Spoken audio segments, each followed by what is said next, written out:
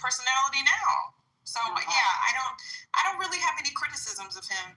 The only real criticisms I have of Barack Obama is I coined him back in the day the Hollywood president, right? I think he tried to please too many people, and that's not even a real criticism because Lord knows I've never been in that position. And I think he knew that the world was looking at him as a representative of, of Black people. And that's an incredible burden because I struggle with that burden every damn day. And I'm just me.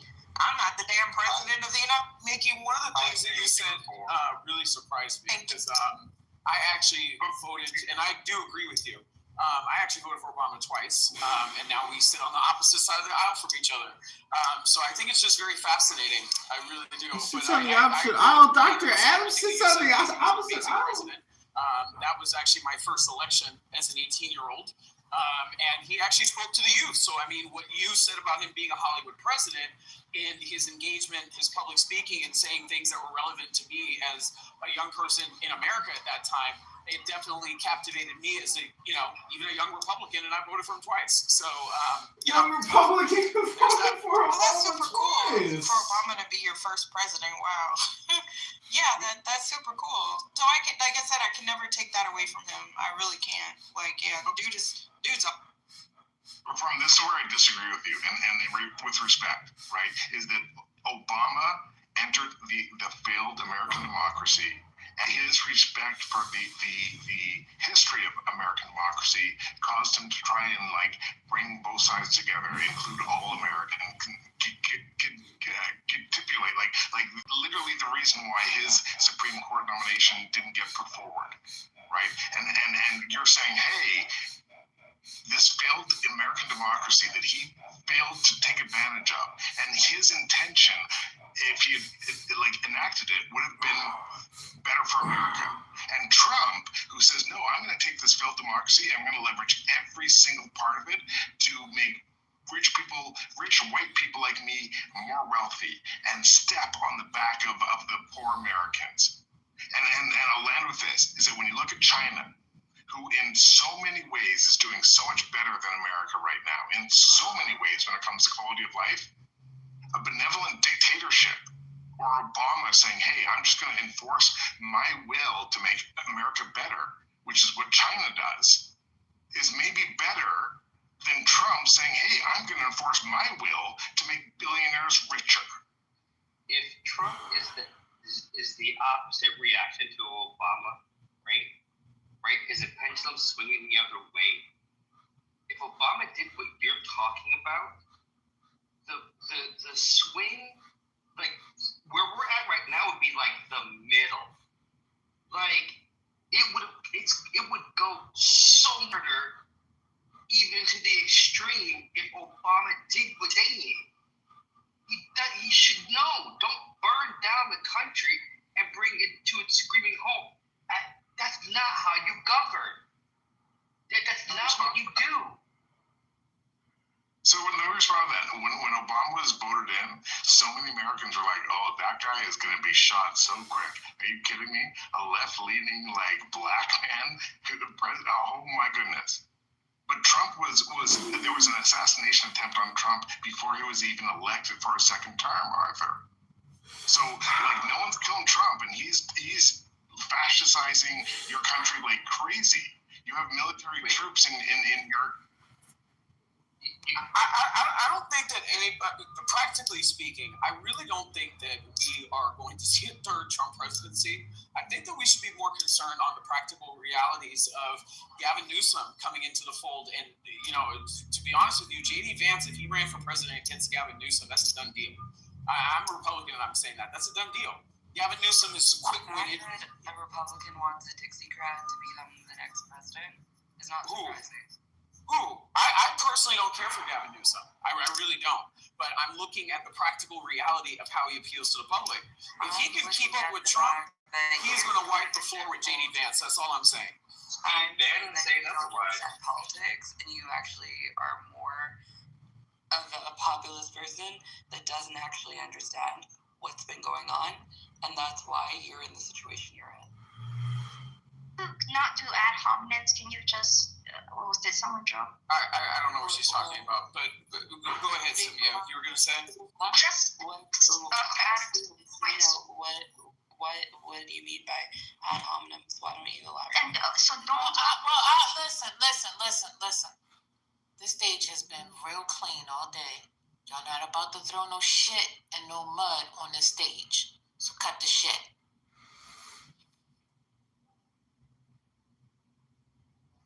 So, First Lady, what do you think about the possibility of Gavin Newsom running against J.D. Vance? Do you see the point that I'm making that I don't think that J.D. Vance can, keep up in the same type of way that Trump did in, running against somebody like Newsom? I don't see that being successful. I don't know, because I'm going to tell you something. I don't think we done seen the real Vance yet, to be honest with you. The way Vance switched it up at that debate with, what's that man's name, Waltz? He completely did a 360. He made that man come to him. Do you understand me? He made So, I don't know. I think Vance got some tricks up his sleeve. Honestly, I wouldn't want to see the fight between the two. I'm hoping that we get some fresh blood. Somebody new. I need young people. Vance unfortunately fits that young criteria. How old is Newsom? Is he in his 50s? Yeah, he's in his 50s. Yeah, he'll be 61. He'll be 61. 61. But the eyeliner, though. I mean, come on, that eyeliner. Oh, again, nobody's voting for his eyes, but looking at Gavin Newsom being, quick-witted and staying on his toes, I don't feel like, Tim Walz has the same type of delivery. So I get where you're coming from and him making a 360, but Gavin Newsom is on his toes and he's being very more belligerent like Trump every single day when I listen to him speak. So I don't know. I think that could be a very ugly fight. Vance came up with the cats and the dogs. They're eating the cats and the dogs. Yeah, he's a dirty Yeah, and then he said, well, I think it's important that I think you said you guys worked with it, actually. Newsom is 58, I believe. No, I said he's going to be 61, though, in 2028. Though. Oh, no, sorry. Oh, he's born the same year as me. Wait. April. He's a year. April, Shauna. He's a year older than me. I'm 59. He just celebrated. He's about to celebrate his 60th. And Newsom has way too much baggage. He was born the same year as me, is why I'm confused, Sean. I'm 58, and so is he. Aren't you turning? Didn't you already turn 59?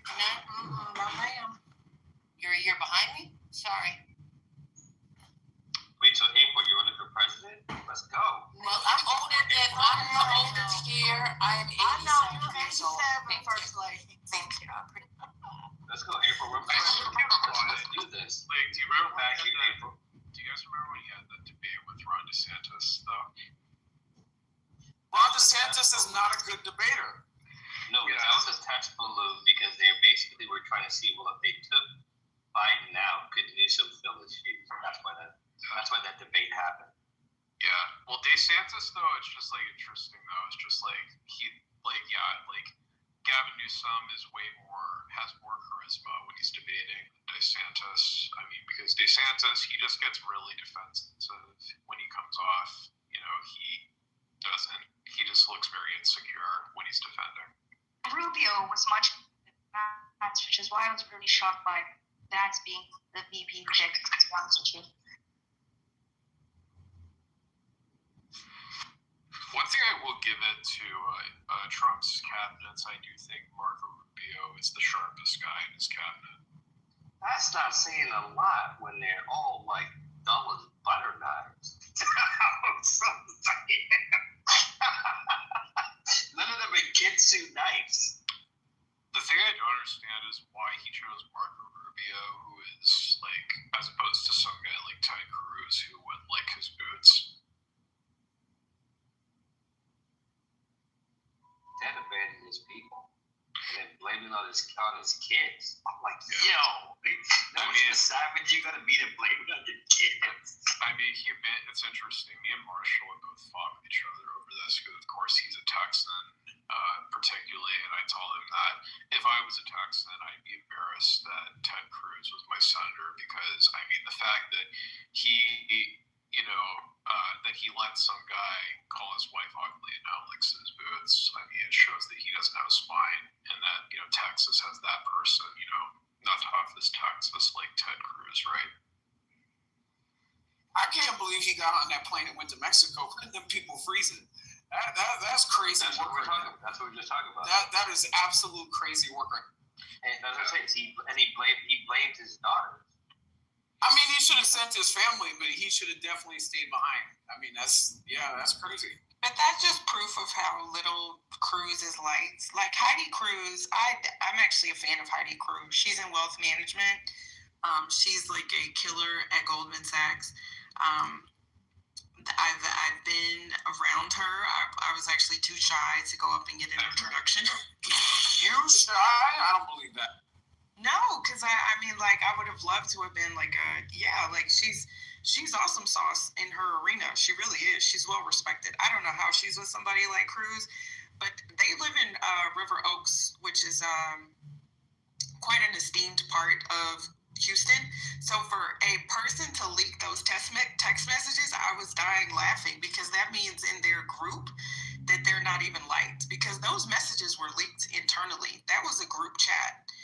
And I was just like, how embarrassing for them because now they got to figure out who leaked the damn text messages. And I don't know how Cruz keeps getting elected, to be perfectly honest. Everybody hates him. I don't know a single person that actually likes Ted Cruz, even ones that vote for him. Nobody can stand him. What was the one white guy that almost beat him? Beto. Beto, yeah. Beto almost beat him. That's true. It's almost a tragedy because, like, Beto O'Rourke, I kind of like out of all the Democrats, but yeah.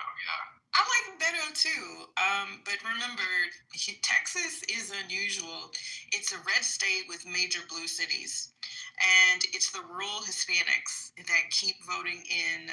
They vote Republican because they're Catholic and they don't believe in abortion or LGBTQ, and they're the only ones that keep Texas red. I'm pretty sure most of Texas is Baptist as far as religious demographics go. I don't know if anybody's going out and interviewing the rural Hispanics, but a lot of them are Catholic. They're not Baptist. Well, I mean, like near the border, but like most of Texas, like I think Dallas and Fort Worth area, most of it's Baptist as well as like Houston. I'm pretty sure a good portion of Austin, but like the only place I can think would be like Catholic would be like Corpus Christi, San Antonio, and of course El Paso. But yeah, that makes sense because we've got like Southern SMU. They're like some Our Lady of the Lake in San Antonio. Wait, is that a Catholic university? But there's a bunch of like Baptist universities.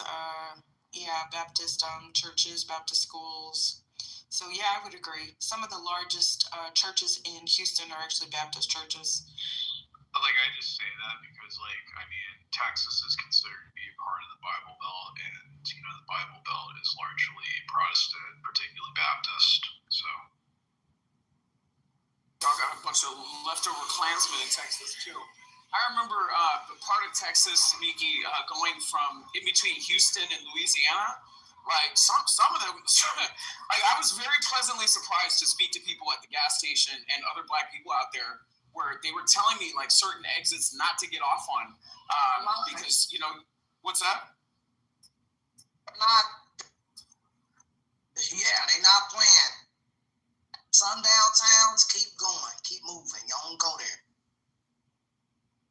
Yeah, they basically told me don't stop until you get to Louisiana, and even then, just be very careful.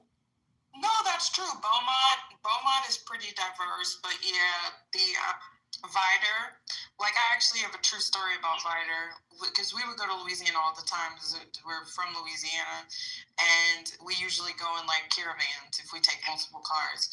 Well, my son was like 2 or 3 at the time, and he had to go tinkle. So my mom was like, don't do it. But I pulled off. Y'all, I swear to God, it was palpable. Like Immediately, we went into this gas station. First of all, they were just all staring at us. Like, all of these redneck people were staring at us, and I was like, what the fuck? Like, you could sense it. And I was gonna get him some chips or something, and then I was just like, you know what? Let's just get the fuck out of here. And my mom was like very upset with me. They circled back because she was like, oh my God, you know better. And my sister was like in conniptions, and I was like, damn, I didn't think it was that bad. You don't even see black people like working at like McDonald's and Whataburger and stuff like that. So Vider is also where they drug James Byrd, that man that they unfortunately drug from the back of the truck. So yeah, I do not. We make sure that we fill up. Dragged. We make sure that we fill up. You do not stop in those areas. You keep going. There are absolutely sundown towns. Some of the back roads people don't understand. You even see the signs, like when you're driving through, you basically see the signs that say no niggers. Like, I'm not kidding. Yeah, that's what they told me. And they also have them on the freeway saying don't get off the freeway if you're oh, no, yeah, they tell you. They're pretty, and we're like, okay, What does cool. it say? Thank you. What does it say? No niggers. Yeah. No, like you'll see because there's one, I can't remember. I don't know, Wyatt'sville, is that up there? Wyatt'sville or something? These are like the little tiny towns, right? Like if you take the back roads off the freeway, because there's one, let me see, where was I? With some crazy person that we came from Texas City, which is near Galveston, but we didn't take the freeway because there's like some big ass Home Depot that's like,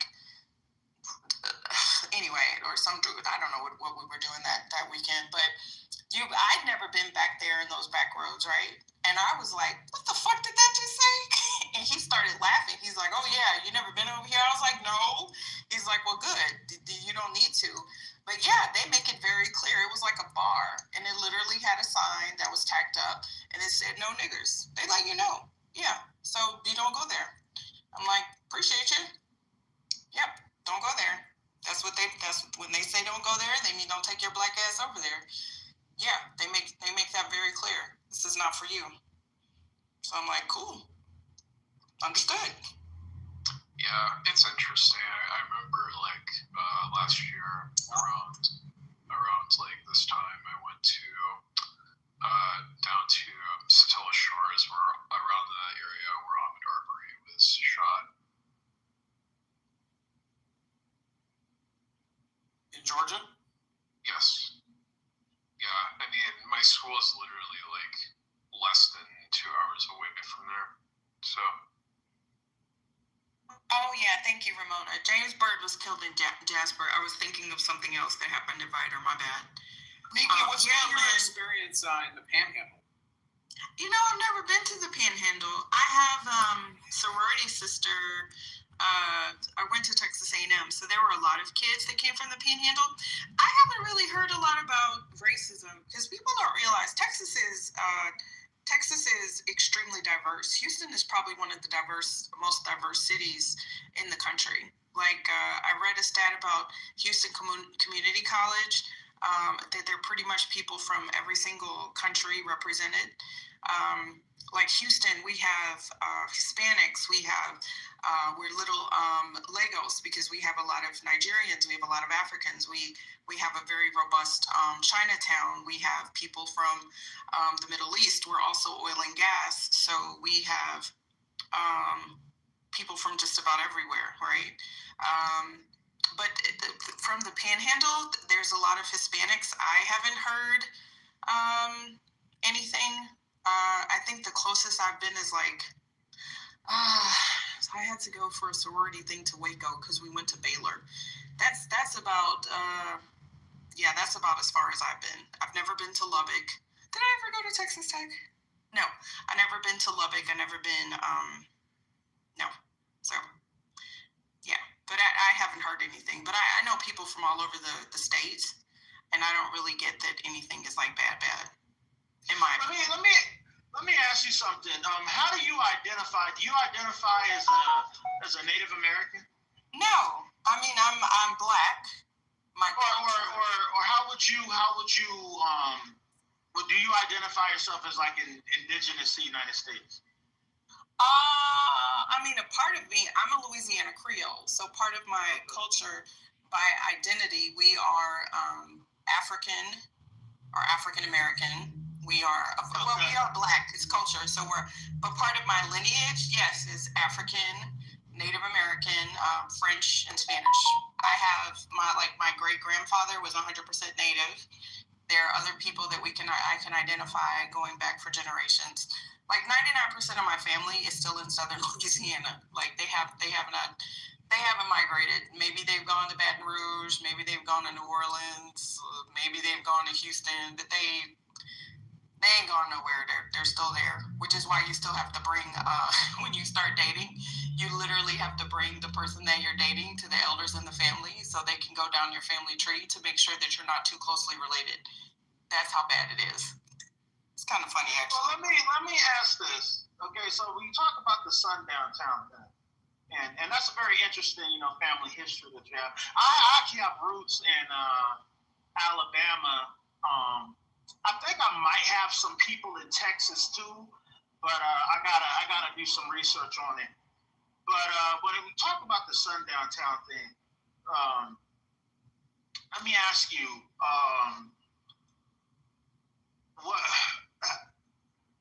have you ever? Let me ask, how did it? What is this thing about this sundown town stuff? Because I know in recent times, like in the last year or two, I keep saying that this sundown town stuff like trending. And my dad actually grew up in the Jim Crow South, so he, in Birmingham, Alabama, in the '60s. So I'm very familiar with that whole culture and stuff down there. But I just find it curious that in 2025, you have this thing now, this trending thing where people talk about this sundown town stuff. And I'm like, where the fuck did this shit come from? Was it an Instagram thing? Did it start on YouTube? Why they start talking this shit all of it? Have you ever heard of Colorado City, Utah? This is a perfect example. Miki, have you ever heard of it? Colorado City, Utah. But y'all know sundown towns are not new. I just don't think they've ever really been discussed because, it's just a sundown town, especially in the South. Like, it's a sundown town. What you gonna do? I'd like to add to that too, if I can. There's most of that stuff happened. You gotta go back to like the 30s, 40s. Most of it was out of the Midwest and certain parts or areas or cities where they really had to. I wouldn't say had to, but one of the things that came out of it was that they were basically dictating where. Black people and people of color are always dictated where to go. I think in the South, you've always had certain areas where people could there was definitely some segregation, but for the North, it was also about when Black people were moving into industrialized areas, anything that was either industrialized or near or not far from those things, you had towns that put up laws that basically was telling, literally saying you can't be in a park. If you go to Dearborn, Michigan, for example, now Dearborn's not a sundown town, but they did have laws back in its day that Black people couldn't be in a park after a certain time. The reasoning behind this was, the whole stereotype of if you're a Black, you must be bringing crime, you must be bringing something, you must be doing something nefarious. We don't want you in any places where we can't see you, etc. And you have towns out in the Midwest. There's one called Martinsville in Indiana. They had a woman that was attacked and killed back in, I think it was like 1966. It was at least 1960s. Huge place where Black people were drawn out, not welcome, and this went on even after the sundown laws were eliminated. You still had a lot of this attitude, and you would hear and see this stuff all the time. My mom, same story that I think it was Reform that talked about this with Vector, Texas. My mom had a story where we had to where she got followed back in the 80s by a truck. And I didn't realize that I vaguely remember as a kid, but she told me later on part of that was that sort of, the intimidation thing. It's not an Instagram thing at all. I think the reason why it's gained, now I'll say this, I think the reason why you're hearing about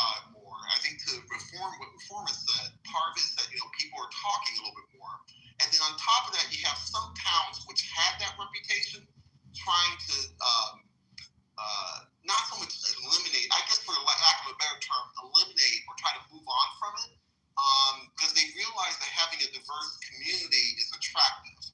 Martinsville for years has really tried to push being someplace to go when, for years, if you were black and in Indiana, whether you're in Gary, Fort Wayne, or Indianapolis, you don't go through Martinsville at all.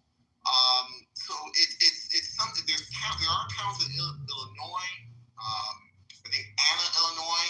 Ain't no niggas allowed. Excuse the language. That was what the meaning was at the time. They've tried to overturn their past, and the reason why I think you're hearing about it is that in doing so, in some cases, people are trying to almost whitewash what it was, and it's kind of hard to sell yourself as a town or a place to live in when the country is much more diverse. You have a generation that's more attuned to diversity, and you know nobody wants to live in some place where people are where you have to be in fear of somebody doing something out of intimidation. So I hope that helps out a little bit. Yeah, so I put something in the chat about Vidor, Texas, Vidor. So it was a stronghold for the Ku Klux Klan. So black people were historically told to leave after sunset. So this was just desegregation in the 90s. They had a court order forcing the desegregation of public housing. The 90s. So you do not fuck with Vidor. I'm giving y'all a public service announcement. I got some questions once this happened. Yep. So I'm just let's see here. Vidor is some residents are trying to change it, but the black population is less than 1%. They are very brave for staying in Vidor. Because no fucking way. And their population is about less than 10,000. So, so how many black people live there? How many black people live there? Less than 1%. That's where Less than 1%. Yeah, that's where Trent lives. Are you serious? No, he does not live at the Vidor or whatever the hell it is. Yeah, I think Trent lives in the Panhandle. But it's Vidor, Vidor. So, yeah, there are some downtowns. Hey, Milton, I just I have a question. Wait, 1 second. I wasn't finished with my question. So, like, what type of race are these people? What are they? What would you consider them? I mean, they're white. They're white. Right. I mean, they're white, but, like, are they redneck white? Are they... That's the thing, First Lady. Like, this, you know... Texas is just country, right? A lot of these sundown towns are just country, so they're very rural, right? They're small towns, so you have your mix of, you know, just. So they really don't like black people. I mean, like they really like no, they don't fuck with black people at all. We can't have a conversation. I mean, you could try. But this is like those Somebody get areas. The president of Vidor on the phone for me, please. Thank you. Those areas that were KKK areas like Vidor. I mean, those people. Yeah, you know what? And it's honestly not even worth it. I'm straight. You know what? I appreciate the notice because they don't give a fuck. They hate black people. And yeah, they have no problems letting you know. Or do they hate all kind of people outside of them, or it's just blacks? I mean, the KKK. People don't remember the KKK was actually created against Jewish people. So think about like the most extreme. I wouldn't even say they're white supremacists. They're just racist as fuck. The most extreme version of a racist that you could think about. So yeah, Dr. AG put they hate all non-white people. Yeah, and they're not gonna march. They're not gonna go. They just don't fuck with us. And I'm like, you know what? Thank you. Okay, I got it. Memo received. I'm not trying to change you. You don't like that for generation. Okay, last question. So could you buy gas before the sundown? Yeah, like so the sundown town warning is we barely gonna tolerate you, but don't you let us catch your black ass here after dark because we're gonna fuck you up. Mm-hmm. Yeah, that's true. So yeah, went through a town in Missouri in the 90s. My husband was stationed at Fort Leonard Wood, which we call Fort Lost in the Wood. Misery. It's misery. We went to help a girl. She was a classmate of mine. She had driven her car off the road, got hooked up on a stump or something. Anyway, my husband went in his truck to pull her out. And we parked, and he was hooking her car up to the truck, get ready to pull her out. And this dude came down the hill from his house, white man. And he was hollering, waving his hat like, are we having trouble or whatnot? And my husband came around the side of the truck from the back. This man saw him and turned and took off at a dead run back to his house. And not 10 minutes later, it was a convoy of good old boys in their pickup trucks and their guns. And I was like, we are done. We're dead. It's over. April, do you mind saying what state this took place in? This was in Missouri back in the 90s. Yeah. Missouri's bad. It's really bad. There's a And my husband. Yeah. Missouri has a lot of racial tension. Have y'all ever seen that documentary on the... Let April finish. I was telling my husband what happened. He's just like acting like it's another day. He just continued doing what he was doing. Got the girl's car out, took it to her house.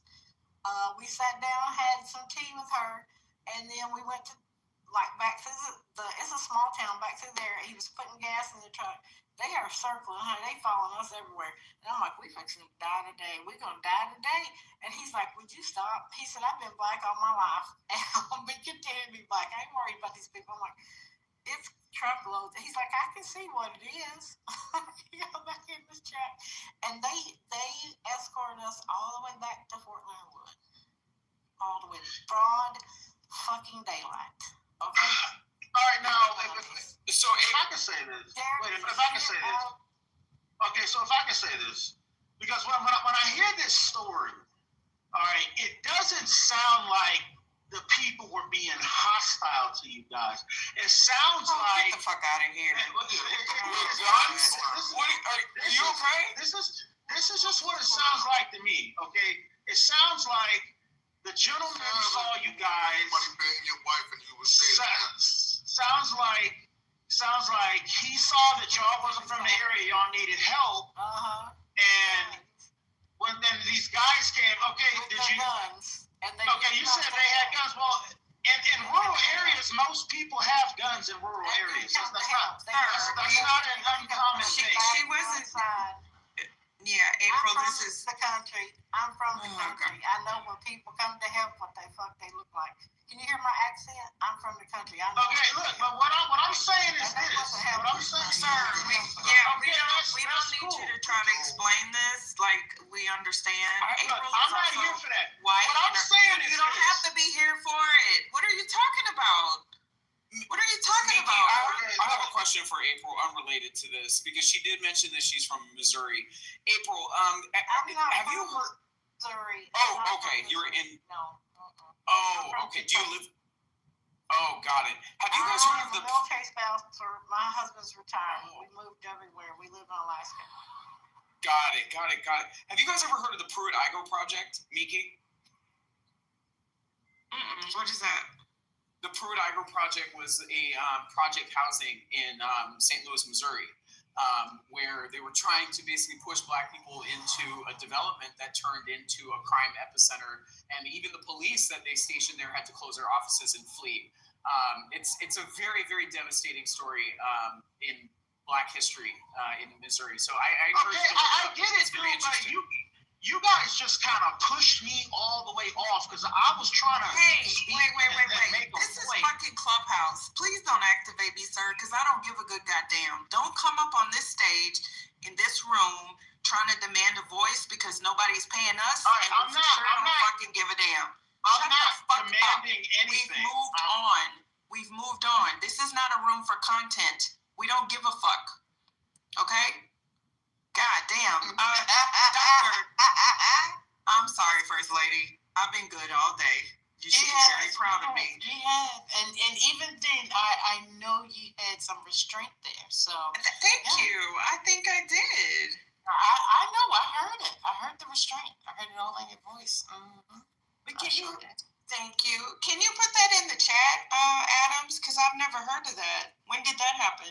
I believe it was in the 1960s. I mean, one day we're going to have the conversation about forced segregation in some areas and how. I'm sorry, it was in the 50s. Oh, goodness gracious. Dr. AG said Dr. AG. 54, 55. Oh, thank you, because I would have totally screwed up that name. Pruitt Ego. Let me go look it up. Thank you for bringing. Yeah, I just put it in the chat. I watched a documentary on it. I think it's on Netflix. Sorry, lady. I didn't mean to cut you off. No. Mm-hmm. Yeah, it's a series on Netflix, and it interviewed people who live there. It talked about just the generational trauma of how it created. The intention of what they were trying to do, or what they played it off to the public, was just trying to give people a community-centered environment that was fostered, on subsidies, and it basically just turned into a model where people saw a rise of crime. People felt segregated from the rest of the community around them, and it almost created an ecosystem to where it was like crabs in the barrel, as many people colloquially say. So it was a disaster. It devastated families, and it actually is something that a lot of people take into consideration with the multi-family affordable housing model today. So that's kind of the reason why you have tax credit properties, where they try to blend families that are in need and middle or upper middle income housing communities. So yeah, it was actually a really impactful learning lesson to American urban development.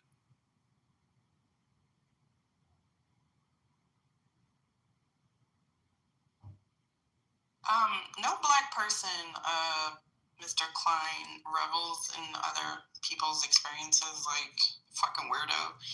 I am a Black woman in Texas who was in corporate America for 30 years, and I am a Black mother of 3 over 6 feet tall Black young men. The fuck do you think if I experience racism?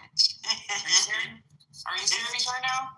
Don't be And no I am. time. Why do you? No, I'm okay though, and I am an outspoken Black woman who very much assists with my community. So, are you serious? Very much so. She does. Ciao.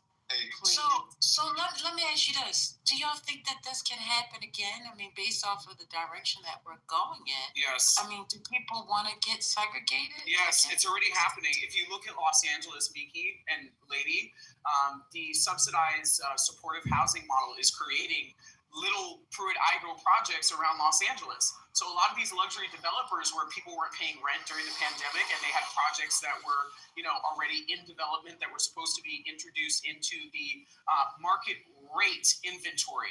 A lot of those developers have had to eat their ass and take city subsidies and turn those into supportive housing units. So, I mean, the same thing is happening again, lady. If you look at places around MacArthur Park, places in mid-city, around Hancock Park, which are beautiful, thriving areas that have had enough, trauma, in terms of the crime rates, ballooning up and down. And now families are finally starting to renovate homes and make it more of a livable suburban-like setting. So it is happening again. And I think a lot of people need to pay attention to it.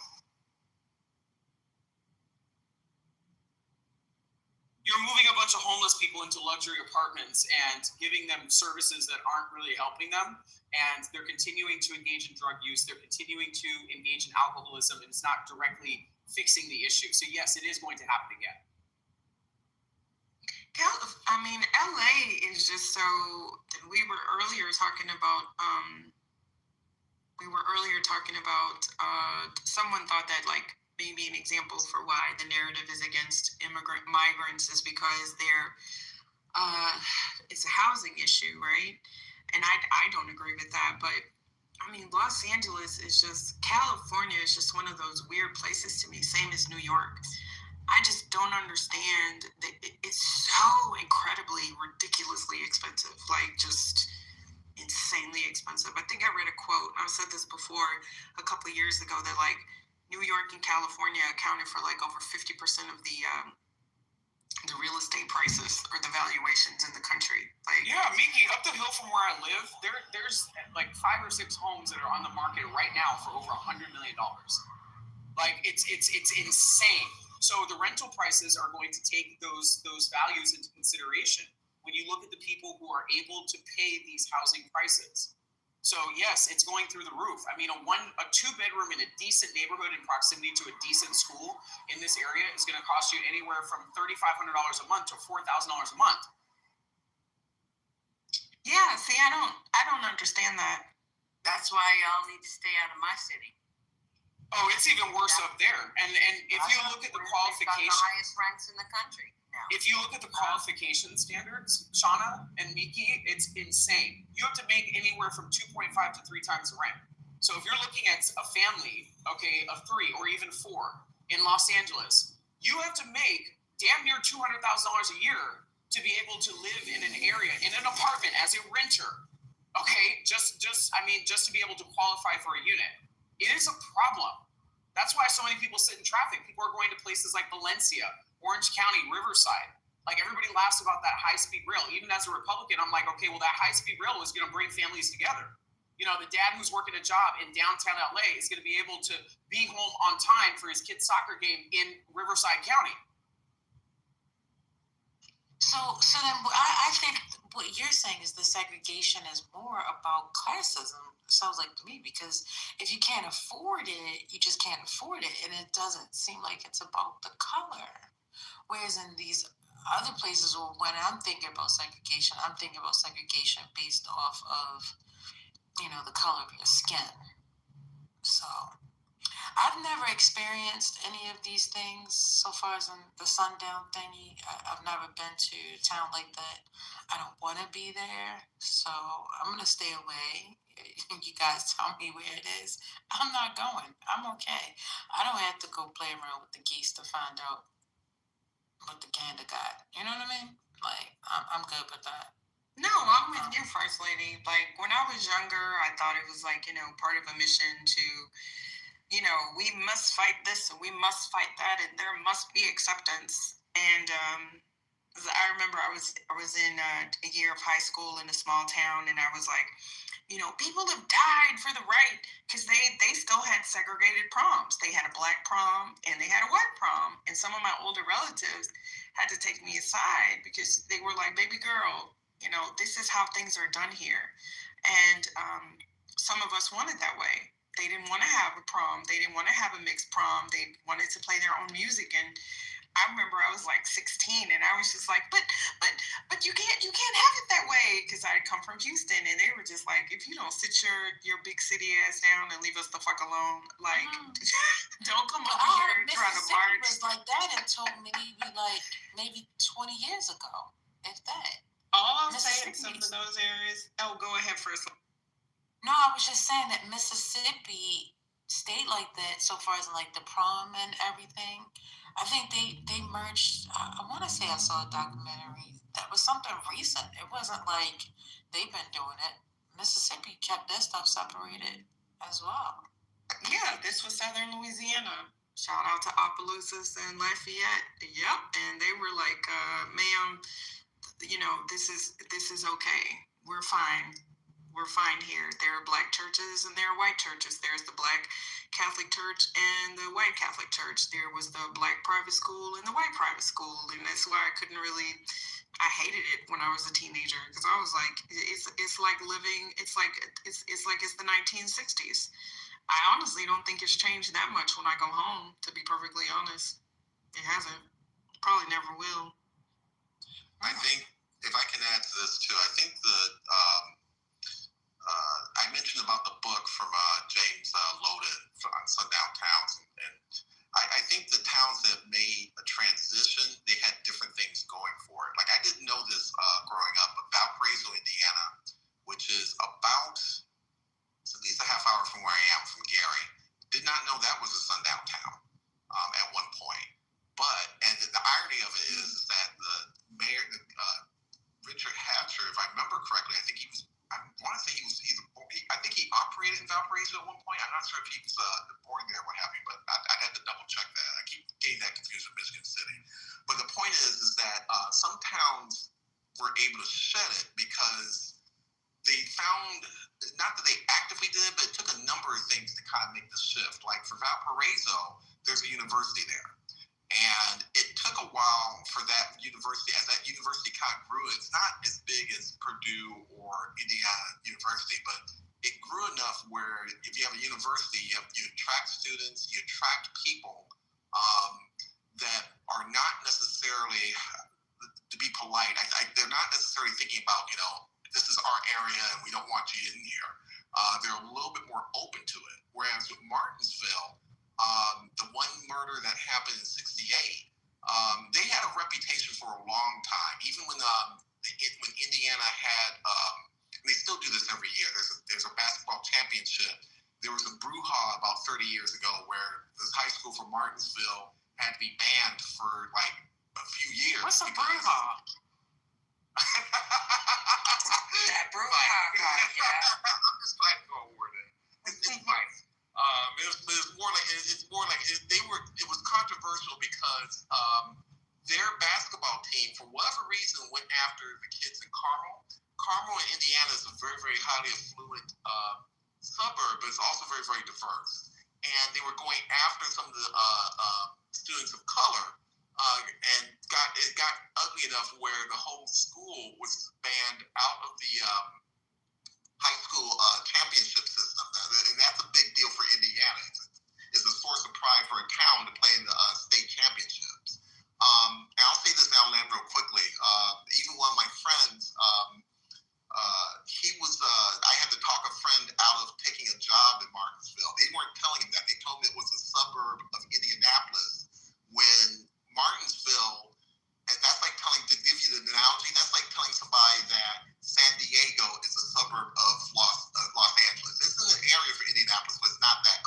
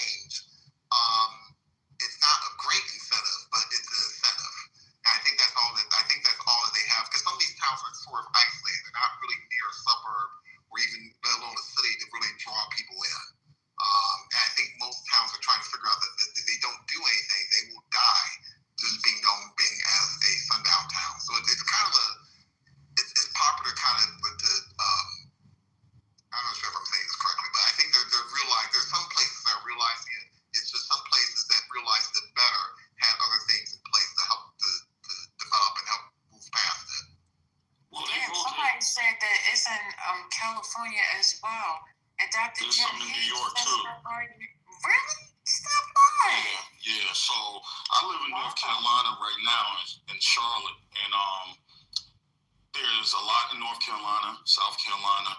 There's a lot in Virginia. There's a lot in Georgia and all that. And a lot of times when y'all traveling down 85 and 95 and all that, a lot of people are not paying attention, but you can see the changes. If you're going down 77, especially in the rural, because most sundown towns are in rural areas where all the people grew up together. And so there's a limited amount of black people or no black people. And the reason why sundown towns is a problem is because they can't get money off of tourism or people coming through for gas and stuff like that when they're trying to, they don't want this type of race to come through the area. That's slowing down the amount of money that they can use to build up the area. But some people are okay with that. They're okay with their, having their land and fishing and farming and doing all their, rural stuff or country stuff, whatever the term is. As far as New York, the reason why I found that out before I moved to the South, I grew up in New York. I grew up in Westchester County, right outside of the city. And so once I got a car, I was everywhere. And so I used to go to upstate New York, past Albany and all that. And what people don't tell you is the closer you get to the Canadian border, that's where all the sundown towns are. Because even those towns up there, a lot of them don't even have a local police station. They are policed by the state troopers of New York. And so I met a girl in college, I was in college for a couple semesters or whatever, and I met a girl in college, and she was cool. We wasn't, she was white, we wasn't dating or nothing, but she was cool with all the black guys, her and her friends. And so we went to a place called Malone. And Malone is upstate New York.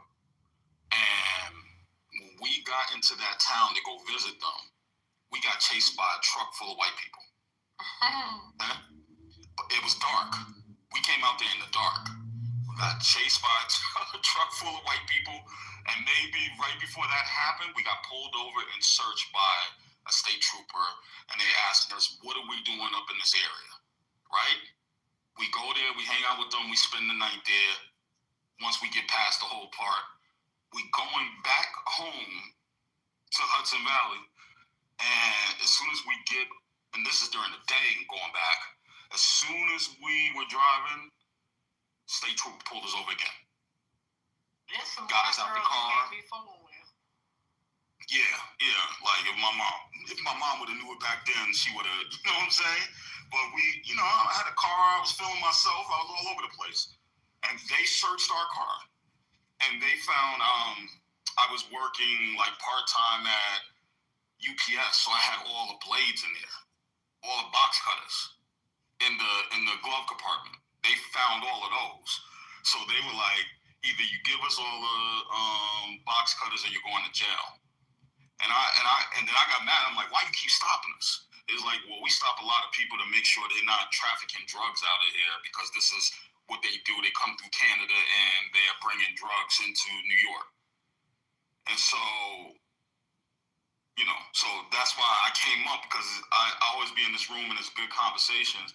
But I just wanted to let y'all know that sundown towns don't only exist in the South or in the Midwest. They're actually in the Northeast. Wow. Okay. All right. Well, this is crazy. Dr. Jen said something over here. She said that even the restaurants won't serve you over in Indiana. Wow, that's crazy. So how would you know? Like, do they put the signs on the door? That would. Y'all playing with me? What's going on? You gotta really pay attention. Like you can see the changes. Like I went to Louisville, Kentucky. Louisville, Kentucky, where I went to was, I guess, like I was on the border of Louisville, Kentucky, Indiana. I didn't know that Indiana was right there, and it's three different states that is like right there at Louisville, Kentucky. And out on the way there, when you get in Kentucky, you can see it. Like you can see, like so when you need gas and stuff, I'm driving and I do music, so I'm going from state to state. And if I see things start changing, or it look a little bit different, or it look like it's not really city-like or suburban-like that is up to code, I don't pull in. Kind of like on that show Game of Thrones where they say it is known, First Lady. I lived in Texas and grew up in Louisiana, and there's just places you just don't go. Especially when I was growing up, where I did, because most of my friends were Black people. And so I had a lovely moniker they liked to call me, and it followed you into towns like that too. So even we weren't safe to go in there. For real. And then when I was dating my girlfriend, because I had a girlfriend for 7.5 years, I lived in Livingston, Texas. I had to go drop some paperwork off for my child care because I was getting help with child care so we could work. And that fucking office was in Jasper. And so my girlfriend and I got in the car and I said, okay, here's the plan. We're going to pull up. You're going to stay in the car and keep it running. And I'm going to run in, take the paperwork in, and run out, and we get the fuck out of here. She's like, okay. So before we even got to Jasper, we filled up the car, no freaking line. We pulled up at that office. I ran in. The minute that lady took my name and asked me what I needed and took that paper, I said, is that all you need? She said, yes, and my ass was out of there, and we went right back down the road. Because they don't like gays there. They don't like nobody that's not white. They don't play. What city was that? What city? They don't like gays and anybody that's not white. Right, what city? Jasper. Yeah. Okay. And that's just one of them. I grew up in Louisiana, and there's little pockets all over Louisiana.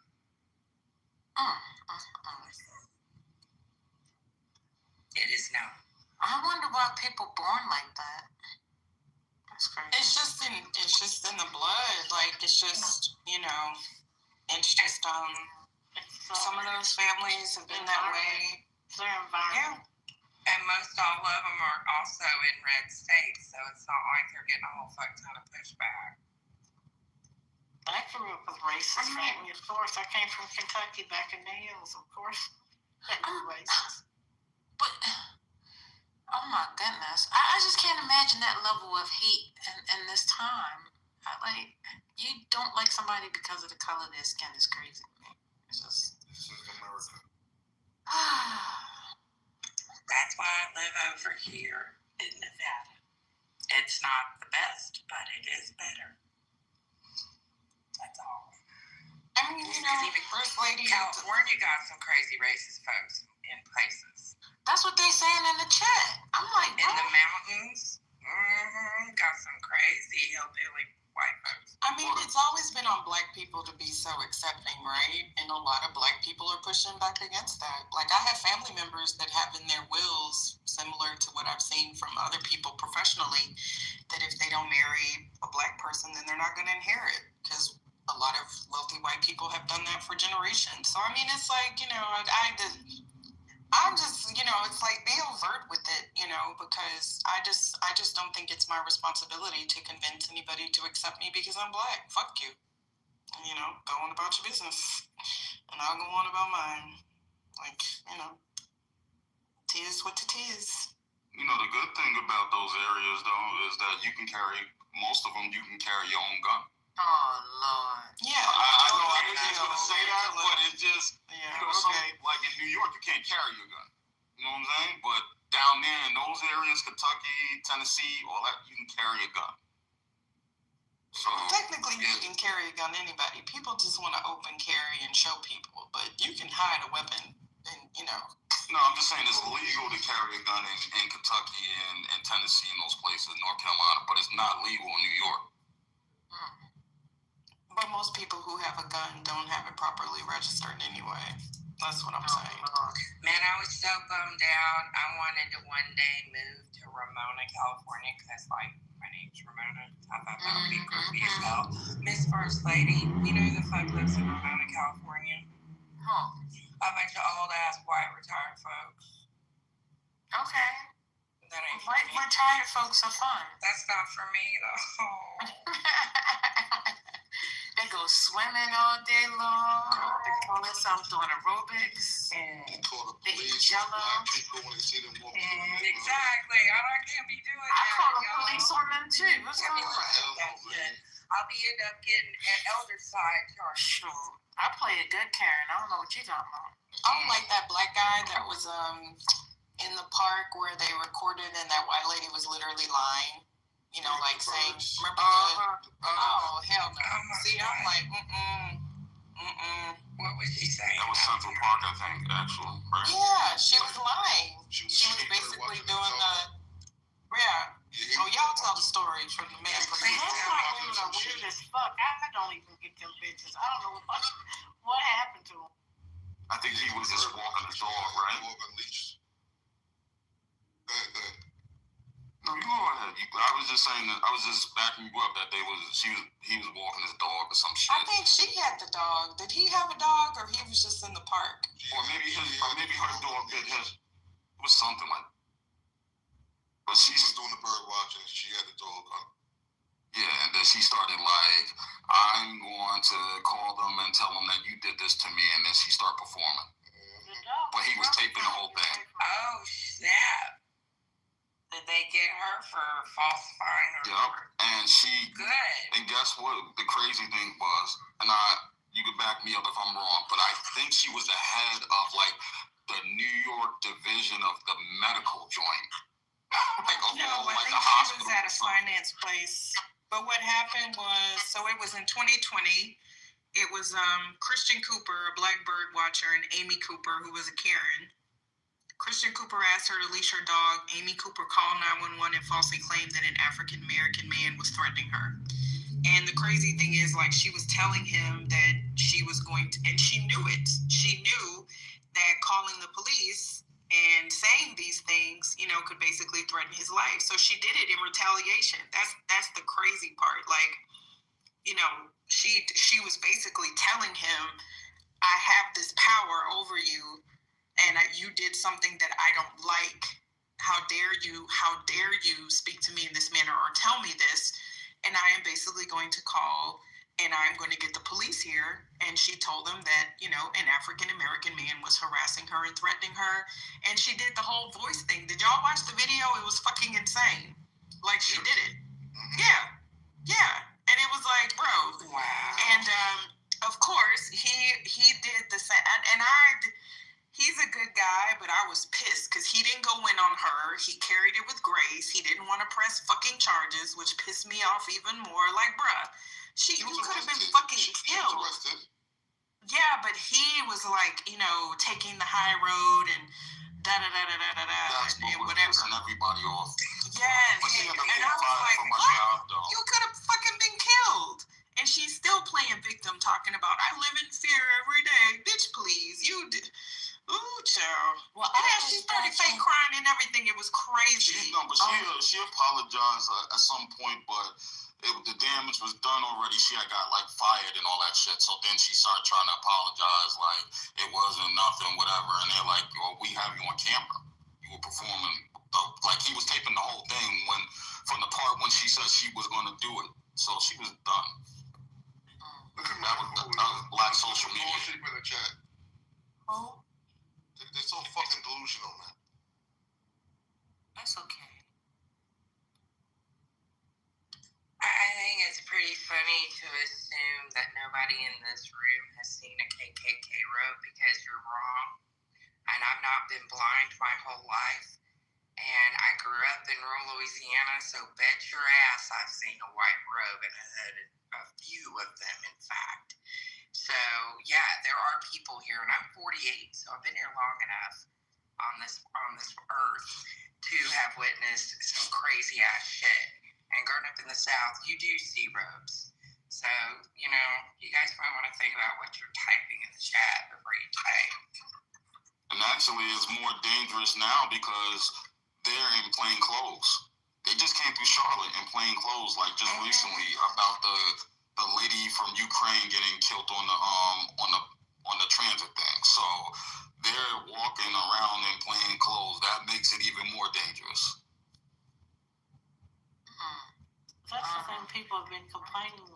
with ICE. I believe the man who was pulled over drunk, we talked about last week, who claimed to be ICE, ended up not being ICE after all. He was just impersonating. And I'll be damned if I'm stopping for any of them that don't. No, they shouldn't be allowed to do that. They should have to show their face. They should have to tell you who they are, show a badge number. No, we're not getting dragged out nowhere and thrown in something else. There's too many crazy people out here. Well, I just want y'all to know that it is. Oh my goodness! Wait a minute. Is that 1, 2? Let me get my glasses on. I don't have. It says 12:18. It is 12:18 a.m. right here, Eastern Standard Time. Tomorrow we will be doing the 107 days, if I haven't already told you. But we will continue to listen to 107 Days with Kamala Harris. I believe we're on like the 32nd day to the election. So we're going to go ahead and finish that up tomorrow. Please join us for that discussion.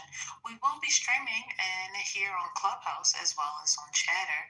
So it should be a lot of fun, being the fact that is our last chapter or last session on this particular book. But we want to also continue this. We want to continue the series of listening to books, audio books, that is. Something of substance, no smut, thank you. So we're going to have a conversation.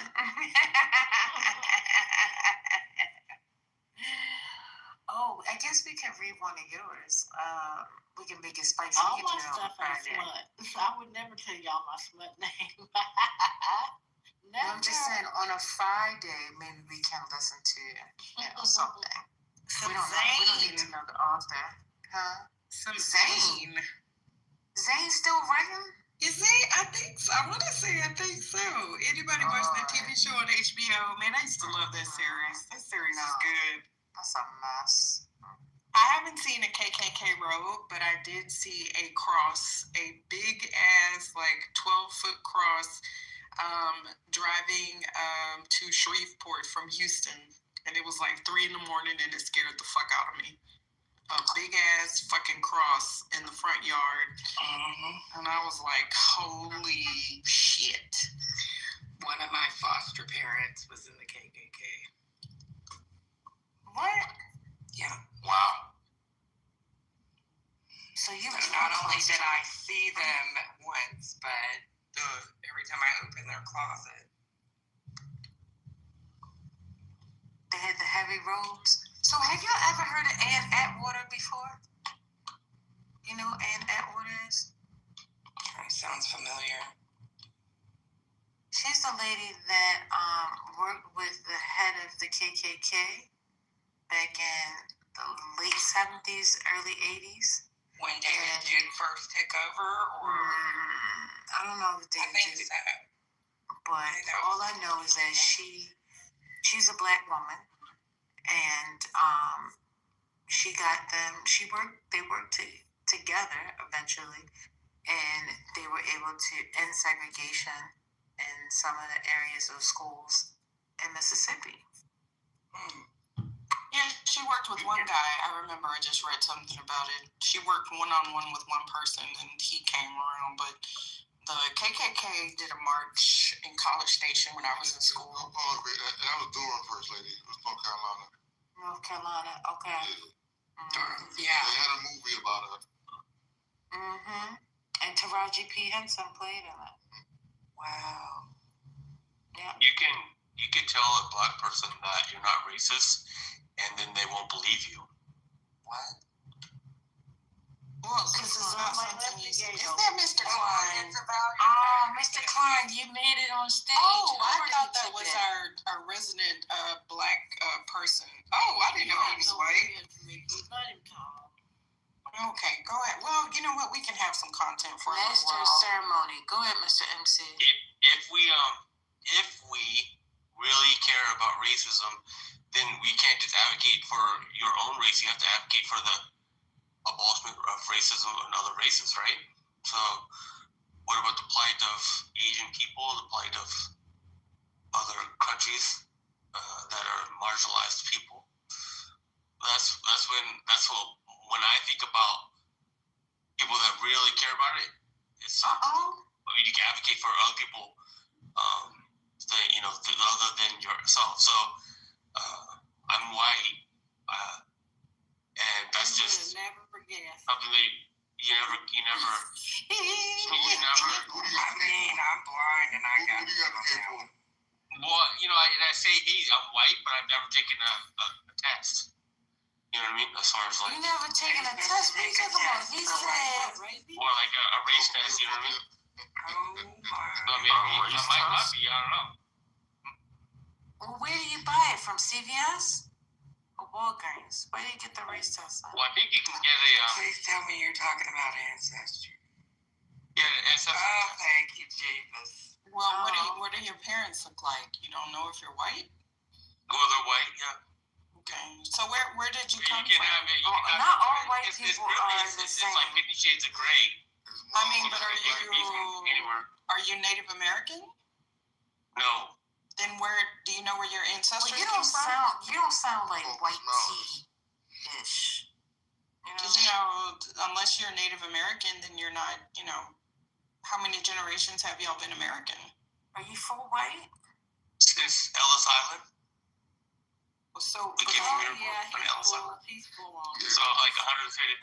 He ain't no full. 135 years. He don't sound You gotta be trolling. The Western country of origin, if y'all came He from don't sound Ellis Island. fully. He don't sound Lily. I'll say that. Yeah, he's not Lily. I mean, but there is no white in America unless you're like an immigrant from somebody else. Because I'm Scottish, been here and so so many hundred there's years. white when you're Scottish. I mean, yeah, but y'all are diluted blood in America. That's why. And now I'm saying this as a Louisiana Creole. Like, we are authentically French and Spanish. Like, Americans, white Americans are just as mixed baskets as black people. That is Jamaican. That's not. So is it Creole? Creole is brown. So one Don't get Creole mad, is not necessarily brown. Creole, you've got. And I am the absolute white mutt, okay? I will tell you that now. Northwest European French, thank you. So before you guys get Oh, on you track think here. you're white and So not Creole can mean two things, right? There's Louisiana Creole. Y'all ain't even white. But that's what I'm saying. The further back you go in generations, you have more and more and more people. It's just like people saying, out of 400 ancestors, one of them was from Scotland. Like, what the fuck? And no, you can't really claim that.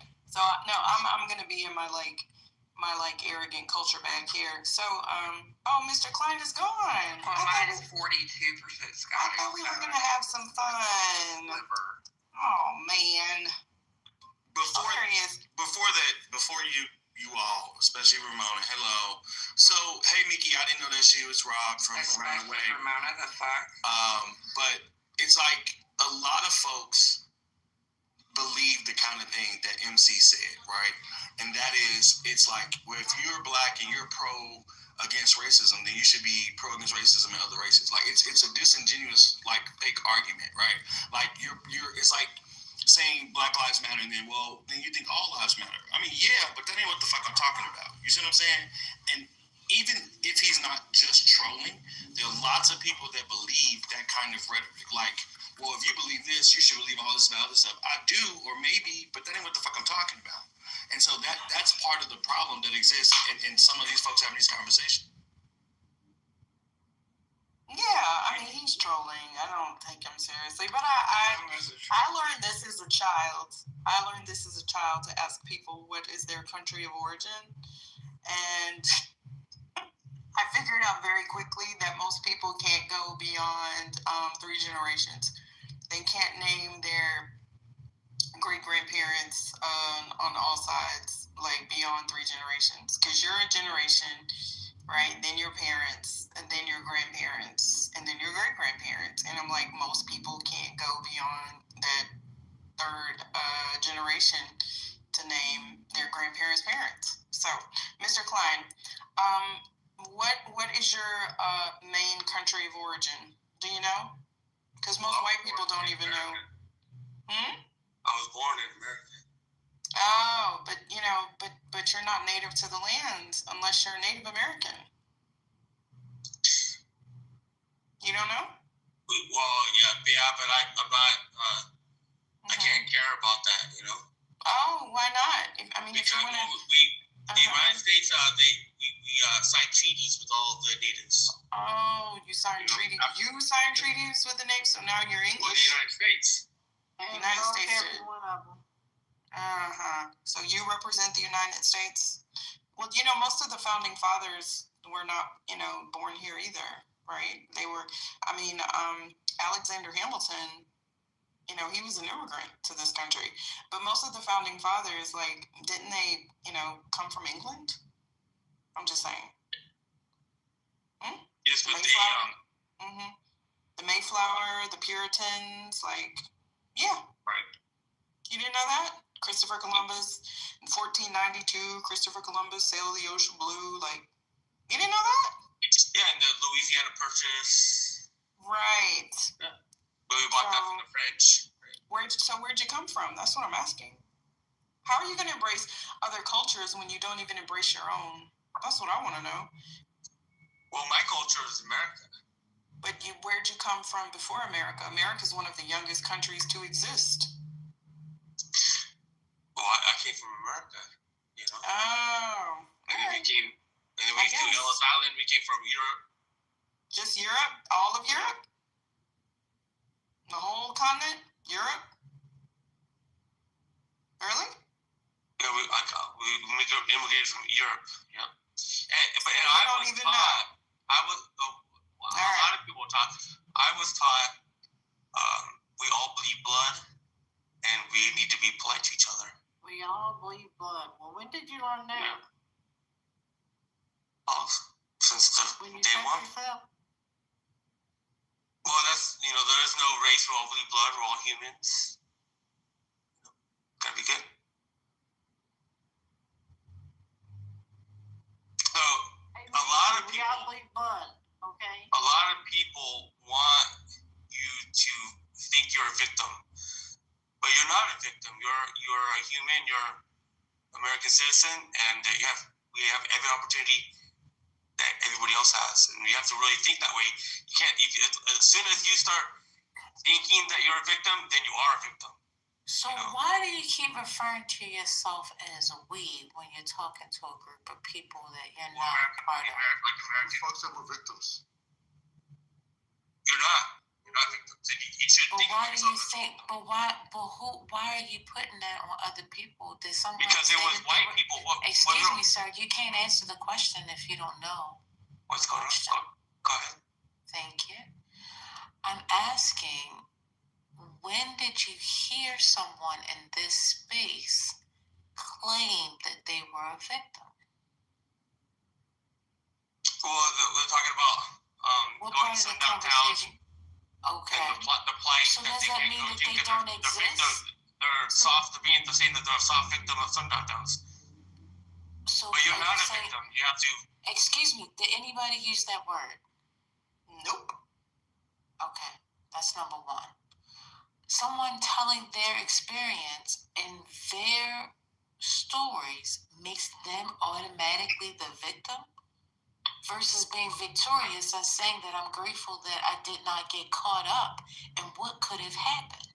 You see how your mind is twisted? You're trying to make and come into a space and make people victims who haven't claimed to be victims versus being able to actually hear the victorious sound of saying, listen, I'm glad this did not happen to me, but I did go through this and I did experience it. But that's what happens when you come around people that you don't normally communicate with, and then you come with your preconceived notions and assume that this is what it is. And then when people start usually using profanity and cussing you out, then you walk around thinking that you're right. So I'm hoping that this experience tonight allows you to see a different perspective. Go ahead. Well, if I go to a horse stable and I get kicked by the horse because I'm not are not following logical rules, and you can't spook a horse and buy a horse, and you can't say like, well, you can't then like there into the future say like, I know everything about horses and horses are just a terrible place and you can't go to stable. What in the hell is Rubber really snakes going ain't on? get bit, bro. Horses. So your experiences, your individual experiences is not necessarily the entire worldview of a certain thing. So, like, you know, like, Are we in kindergarten right now? And then instead of you receiving what I just said and sitting on it, you're here trying to argue your white privilege and trying to make me see your point. I think that's very rude of you, sir. It's not really white privilege. It is because it is you thinking that you have white privilege to come in here and bring your ideas and force them onto people. Well, we came to this country. Rude. We came to this country on a boat when there was wilderness, and then we fought off the army to become independent people. Who is we? The devils. He didn't come here. The Americans came here to America. What's going on? Are you smoking some dope? What's happening? He fought somebody first lady. He was born and went to play video games in the basement. He ain't fought nobody for shit. Did you hear what he said? In the first winter, he said, we Americans came here to America. How can you be coming from some place that isn't America and then call yourself American? Yo, we were having a good conversation. Don't let them derail you. You going downtown tomorrow? You're right, Ken, because guess what? I'm about to close this mic. Don't be a victim. Oh, shut up! All right, tell your mother don't be a victim. Have a good night. What'd you say? Tell me to ask DJ tomorrow before the game, whatever. Okay, send me the info. Alright. Okay. I'm sorry. Yeah, y'all have great rooms. Like, don't let these people come in and derail if they don't got the mental intelligence to have a conversation with you. Thanks. Yeah, so in my res voice, I'm gonna mute. Somebody cash at me 50. Thank you. Appreciate that. As soon as the shutdown is over, First Lady, I'm cash at. Every time somebody say, and I'm going on mute, they're gonna have to cash app us $50. I swear to God, she said that at least 50 times a day. I'm going on mute. Because she keep coming off mute. That's a fact. It's just the caucasity. That's why I was like, I love you. Yo, I'm writing that shit down. The caucasity. That's classic. I did not come up with that, but yeah, the caucasity. We came here and it was nothing but woods, okay? And we cut that shit down and we fought in the woods. And we I know. And why do they feel so comfortable coming up in here? Don't be a victim. Get the fuck out of here. But yeah, it's just the derailing for me. But anywho, whoop-de-doo. Y'all, it is going to be Halloween next weekend. This year has gone by too damn fast. Golly, gee willikers.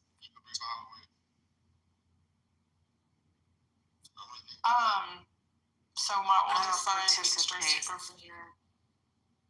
Oh my God, that was amazing! Oh, shut up, Chet. You didn't come over here to get us. Get out of here. I went to a funeral. My friend passed away. I'm sorry to hear that. Natalie West. That's okay. But it was amazing. And then you're going to come see. You see how you just wrote me in? See, that was nasty work. You play on my emotions by saying, I just came from a funeral. And I said, oh, my God. Oh, my God. And it was amazing. And then, oh, my God, it is amazing. Oh, wait a minute. Ray is supposed to be here. I sweated out every curl in my hair. I was a gangster for one night. It was amazing. Yeah, you know what I'm saying? I was like shaking my ass. It was awesome. Wait a minute, so I'm you gonna was make at on the verses? Wait a minute, what's going on? No, and I Okay, had so the funeral was amazing? I was talking about the verses. But the funeral was amazing because I got Congressman. What's happening? These people keep leaving me out with the alcohol. I'm telling you, I don't like verses. Somebody got killed. Like, what's up, Patty? You was watching the verses too, goddamn. Y'all didn't watch it? You know what? That did it. That did it. That did it. Them trying to catch their breath on stage. Reform, hold me back, sis. Get it, hold on. People was jogging in Oh, Lord, I'm about to jump. I know he I'm about to tired. jump on reform. You gotta be a good example for Hold me. me. I'm about to let you go. I'm about to grab an eyelash. Stop, don't do it. Your hair too pretty. Let me take my eyelash off. And this. Oh, she And about to this. get Let me y'all hold some now. boobs. Because I don't got Oh, God bless you. I said that off the mic. your hair look too good. You know, just gotta. All right, we back. Get Somebody it together. said Master P got in 10,000 steps tonight. Yeah. He was jogging from the top to hit the stage. He wouldn't stop jogging. Then they had to take him to the back. Somebody said he wore out his Apple Watch for the day, and I was dying. You met your goal. He got one of them. He got one of them. We still lost at what Silk the Shocker talk about. Everybody was confused, but everybody was running in place. It was awesome.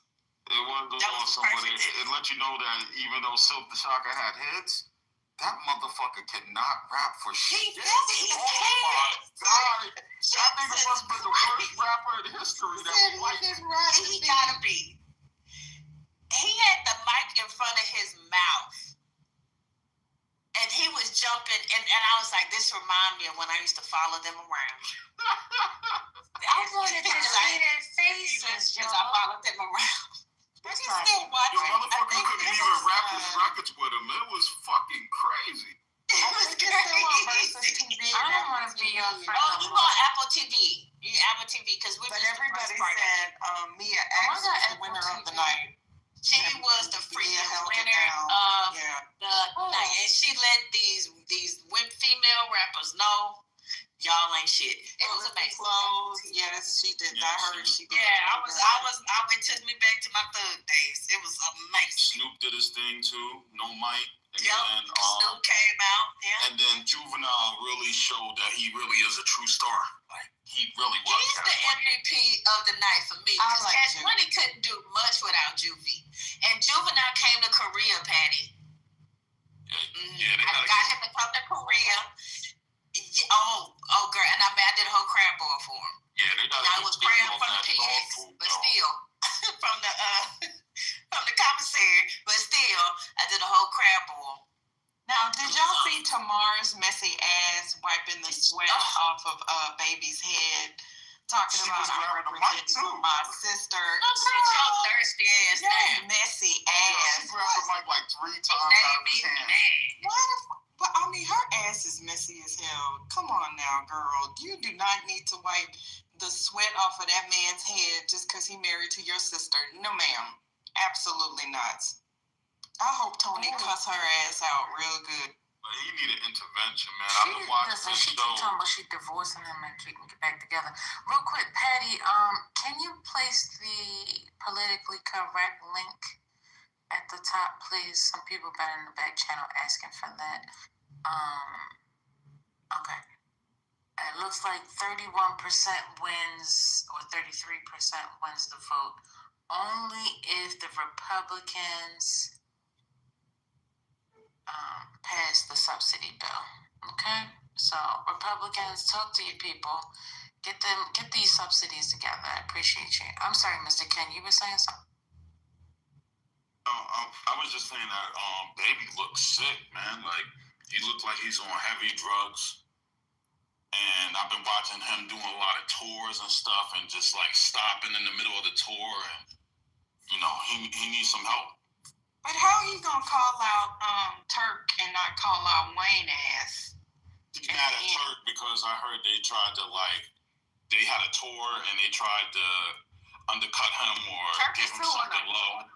Yeah, and so, I mean, I got into an argument in another room about it, and I was just saying, because I didn't know that. I knew that part, but didn't know that part. I was saying that, a lot of those guys don't really get paid shows and opportunities and endorsements like that anymore because they're not really relevant like that unless they're doing tours together.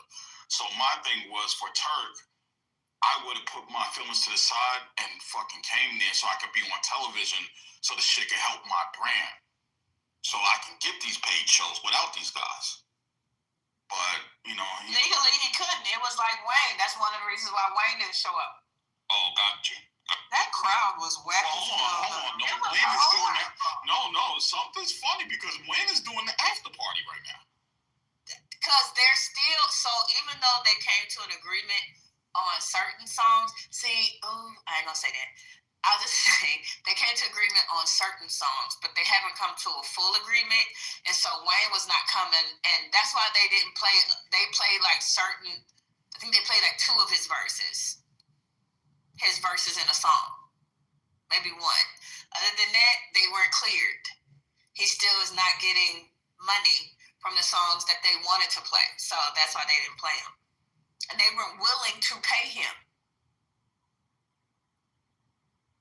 But I mean, those should be Cash Money songs. They shouldn't be but Wayne owns the songs. Wayne, if it's Wayne Records, if it's his own records, he owns the masters to that. That was forfeited in that lawsuit that they had. He has joint.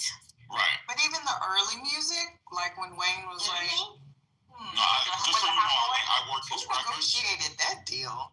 I work his records, and that's the reason why we couldn't put out anything until that was done. Years. We couldn't put out Carter 5 until they gave him back his masters and all that. So you know Mel Smith? Yes. Yep. I know Mel. I know Malcolm Miles. I know everybody. I've been doing this for 22 years. So we know this whole time. So my thing is unless you're referring to the records that he's featured on the other Cash Money artists, I just think there's some type of thing going on behind the scenes. Because why would you not do the show? And your manager's on the stage. His manager is Feed that manages NBA Youngboy.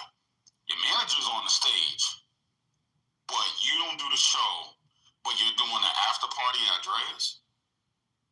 That doesn't make Wayne's sense. been a little. I saw somebody put a comment that said we really lost Wayne.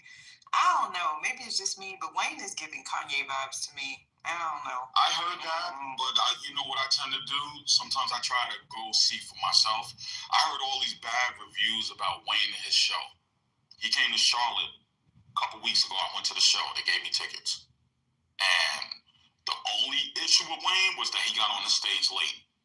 He got on the stage 2 hours late. But when he hit the stage and he was doing his show, I heard he was on it.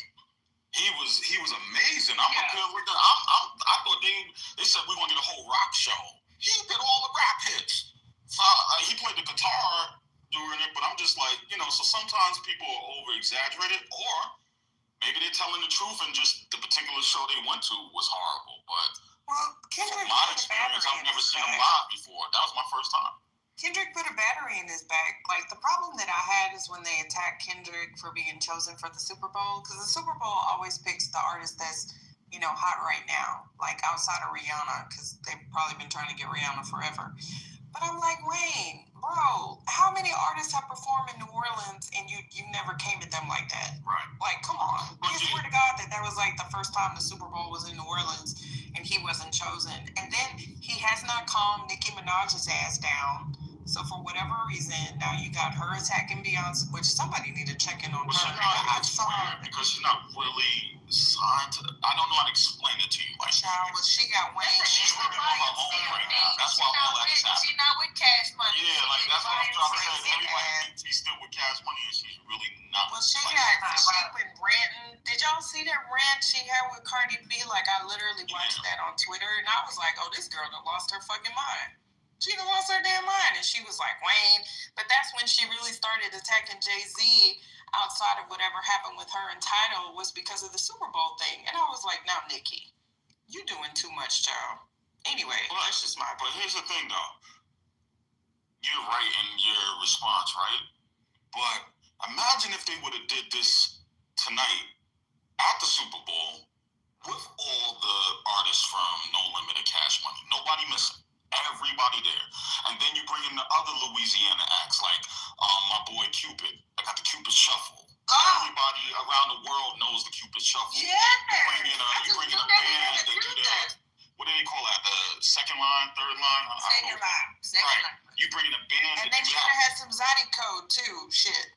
Oh, they in the beginning they did, and they had Harry Connick Jr. So they had trombone Shorty with Harry Connick Jr. My daddy never from Louisiana, but it's that. But they had them with Harry Connick Jr. in the opening act to the Super Bowl. I'm just saying that it would have been a movie, like, you know what I'm saying? Like that, I don't know. I would have preferred that, but, you know, Kendrick did his thing too, you know.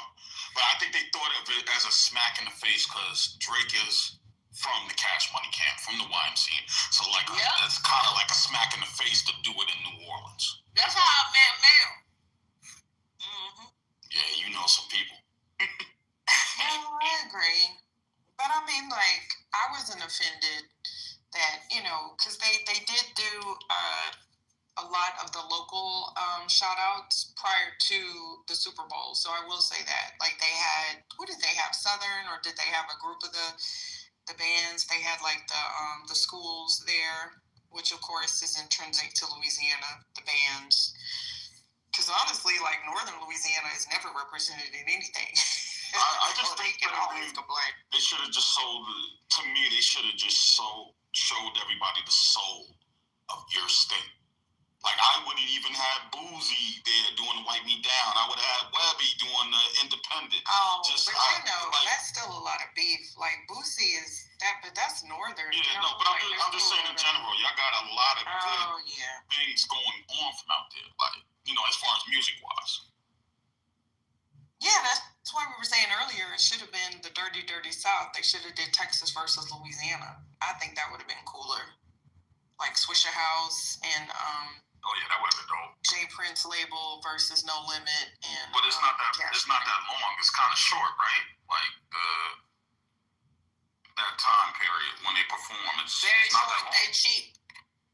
Yeah, it could be like an all-day conference or something. I mean, in my opinion, because I still go see those old school performances. Hell, I think a couple of weeks ago, I bought my tickets before Nelly decided to go pro-Trump.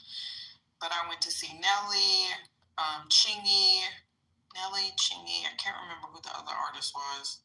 But Nelly did actually a really good show. And I like how everybody is doing those meet and greets, because I was going to do it for my aunt, because she's a huge Nelly super fan, but they closed it off pretty quickly. But it was only like $300, not $1,000 like Chris Brown. Yeah, Chris Brown got everybody wanting to do those meet and greets now. Well, to be honest, they always did, but more like at the Vegas shows. But I'm glad, like, I read something years ago that, like, I'm a Gen X fan and I have discretionary income. So I've already, like, I flew to Vegas. That was the first time I went to Vegas actually to see New Edition when they did their little residency, right? So, and sword, by the way, I just got like an alert about it. Yes, I was telling chat that Tony Braxton, New Edition, and Boyz II Men. Tony Braxton is the only one I haven't seen perform. That's my uncle's concert. I'm talking about. That's the Black Coalition Collective. Black Promoters Collective. That's my uncle, Gary Gidry. Oh, okay, yeah. Well, I know Walter and everybody else. You know Walter? To me. Yeah. Send me some tickets then. February 27th. Where you stay? February 27th in Charlotte. Where you stay? In Charlotte. Yeah, the tickets go on sale Halloween. So yeah, Chad, I want to be backstage. Well, I got you. You come with me. It's April 6th. Cause yeah, so like I'm a New Edition super fan. I've seen New Edition at least 5 times. But that's what I'm saying. Yeah, girl. Y'all supporting the Brandy and Monica tour? No, that was his. Yeah, that was his. And Gladys Knight and somebody. No, else. she Gladys Knight needs at to the stop. rodeo. She needs to stop. They said she needs. Oh, I. Yeah. Oh, Like, she not I went to the doing one. well. I went to the one in North Carolina. She got dementia, man. Oh, you know her. And then Patty had an asthma attack on stage. I was like, oh, this is bad. They said that for Gladys that she got that young. Their asses got cleared. That's what's crazy. Oh, that young man is making her perform. Oh no, that's what her family said. Oh no, that is true. Yeah, I heard that. Yeah, so she doesn't know the words. So like her backup singers have to do it. She's like walking around the stage and don't know where to go. Sad, real sad. But I forgot how old she was too. So like that also makes whatever. And yeah, they're not in good health, man. Like only person that was like straight was she's actually my favorite singer of all time, Stephanie Mills. I love Stephanie Mills. 81. That versus with Patti LaBelle though was funny as shit. When Patti was like, "I don't know the words. Somebody messing up the teleprompter." You know she live in Charlotte, right? Patty don't never know the words. Y'all Yeah, ain't singing about Christmas.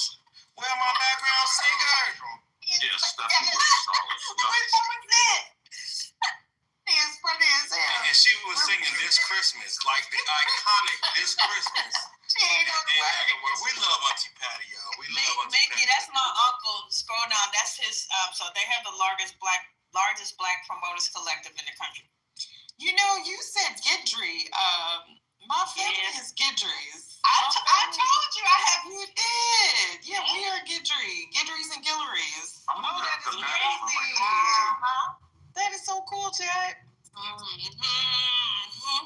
Oh yeah, that look like my people. You see? Your people. Yeah. Yep. Well, son of a crackhead. It's a Okay, small world. I'm just saying. I know. Well, you scratch your feather in Southern Louisiana. how they connected. There's an amazing story behind how they all got together. And I told them they need to do a special on there or some type of document around there. Yeah, because they got kind of boxed out. And then they just got together and they were like, we're not going to let Live Nation and A&G and all these people box us out. And so the reason why you're seeing a lot of black stars like Charlie Wilson and all these people is because this black collective has been putting up the money and sending tours. He lived in the neighborhood next to me. Him and Cornell ex. And Uncle Tommy. Nephew Tommy. Nephew Tommy? Uncle Tommy. Nephew Tommy. Oh, how cool. They way out here. But so Jakarius, so this is what's funny. So Jakarius, that's my cousin. He does plays. So he did like the Set It Off play and all them plays. And so Gary started doing getting talent for Jakarius. And Gary's, of course, Uncle Gary, but he young because Pop started late. So there's that. But it started working. Him and Jakarius built Jakarius' company together. So he does stage plays and stuff like that. And then he branched off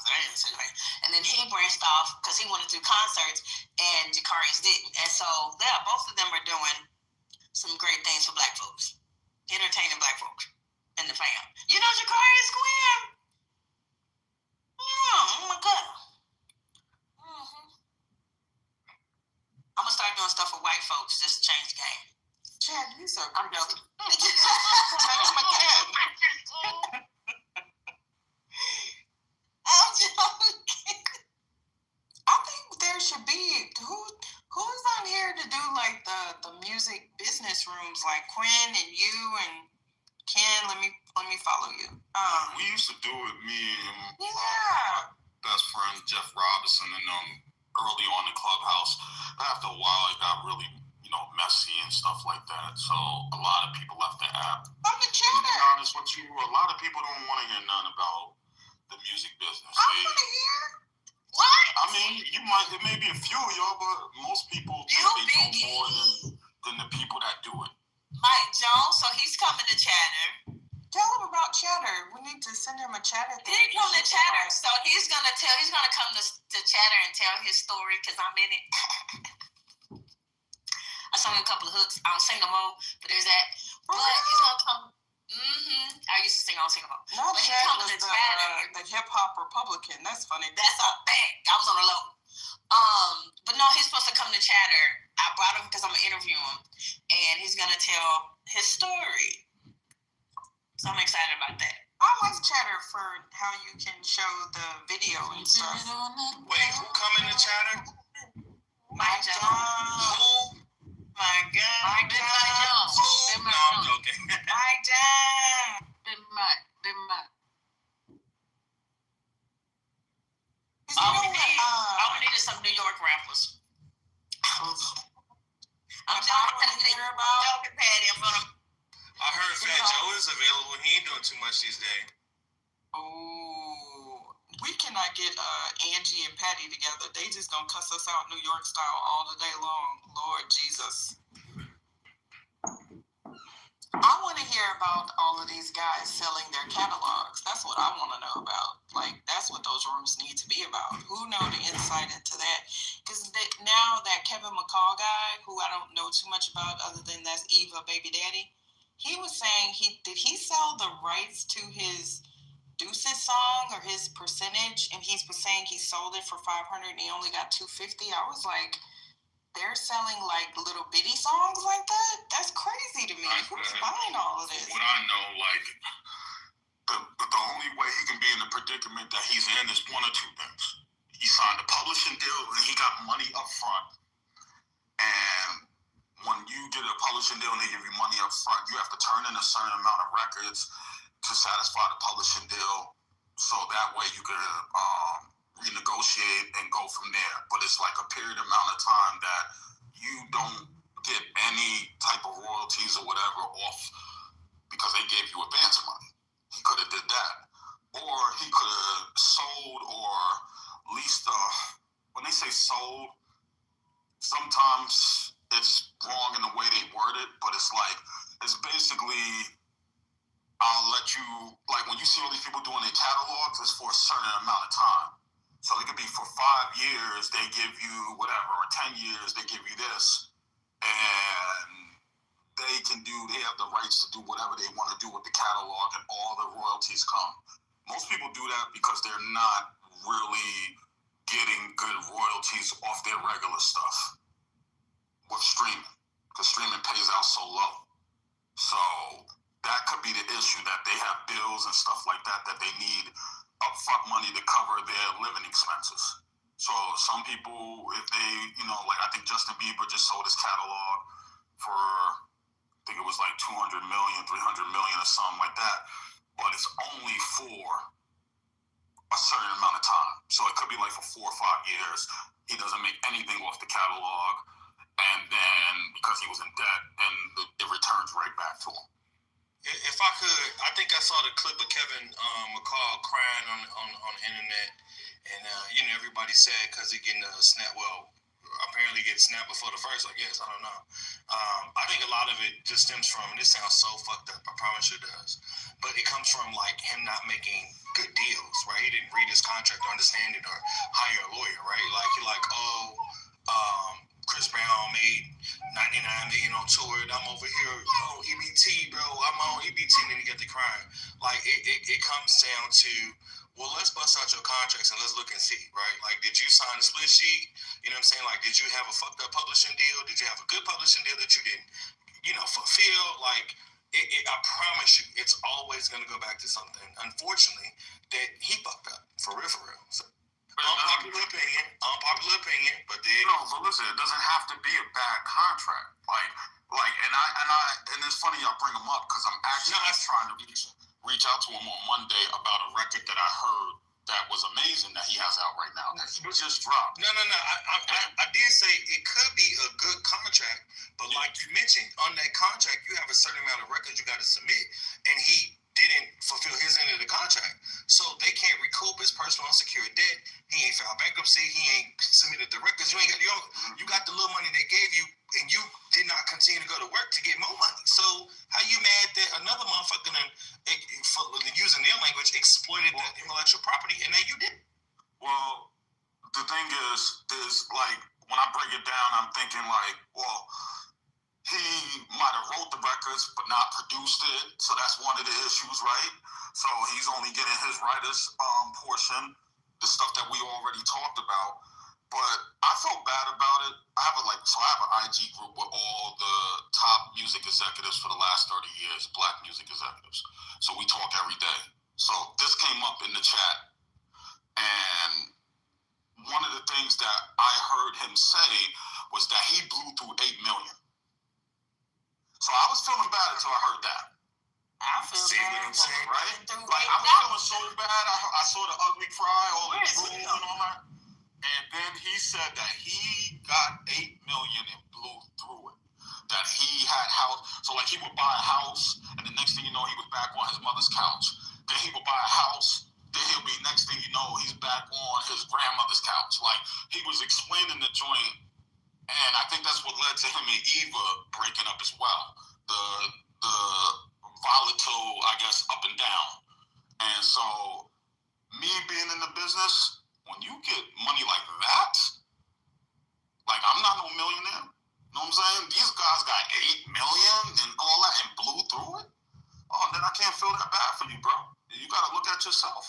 He blew through that money. Would never touch that in their lifetime, man. They gave him that money. He never fulfilled the rest of the contract. He blew through the money, and now he mad that, other people get.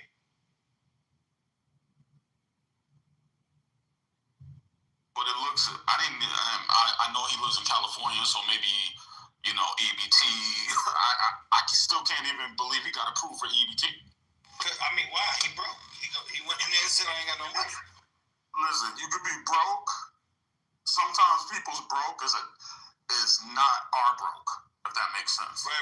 No, I don't know the man. I've heard a few things here and there around the way, but for all intents and purposes, like, this is a situation of a, no offense to the man, his legacy and all that, but he a regular nigga. He back broken on his mama couch or some bro's couch. He ain't got shit, so he applied for a link card, nigga. Nasty work.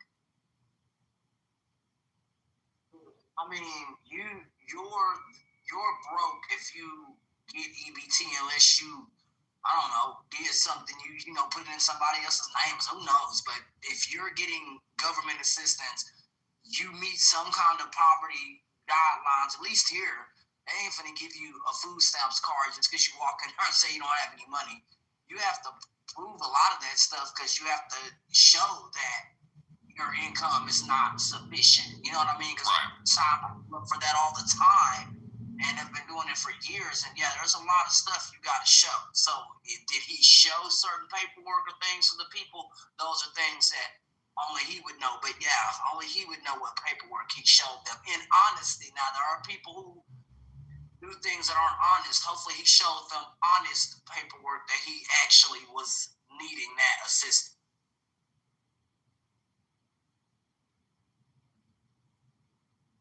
And then he wants help, and he talked about Chris Brown's kids.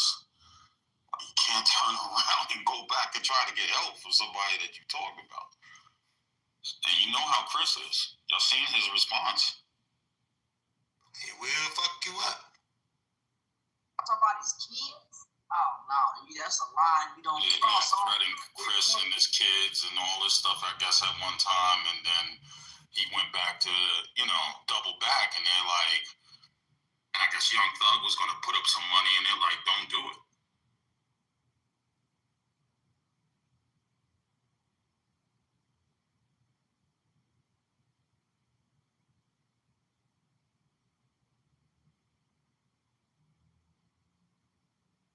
So he can blow through that too? No.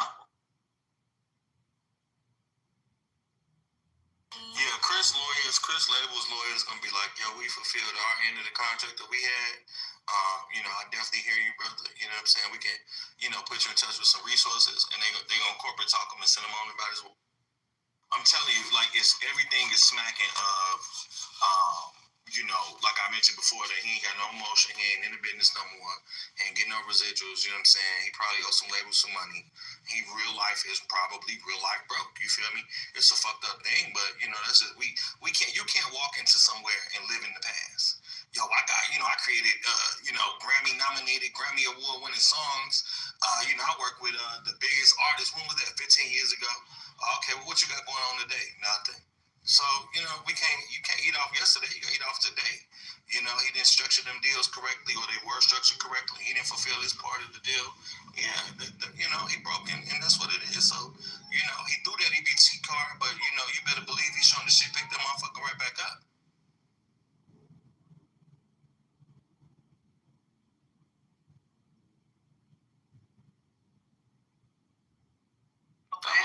Who blow through millions of dollars. I don't feel bad for people like that, because that's mismanaging money, or you're around the wrong people, because there are people that they have less money than that, and they're doing okay for themselves, and they're not out on the streets and all that other kind of stuff, or destitute. It's really bad. You know what I mean? Like somebody said, there are people who never even get $1 million in their lives, and this dude got 8 million. It's crazy.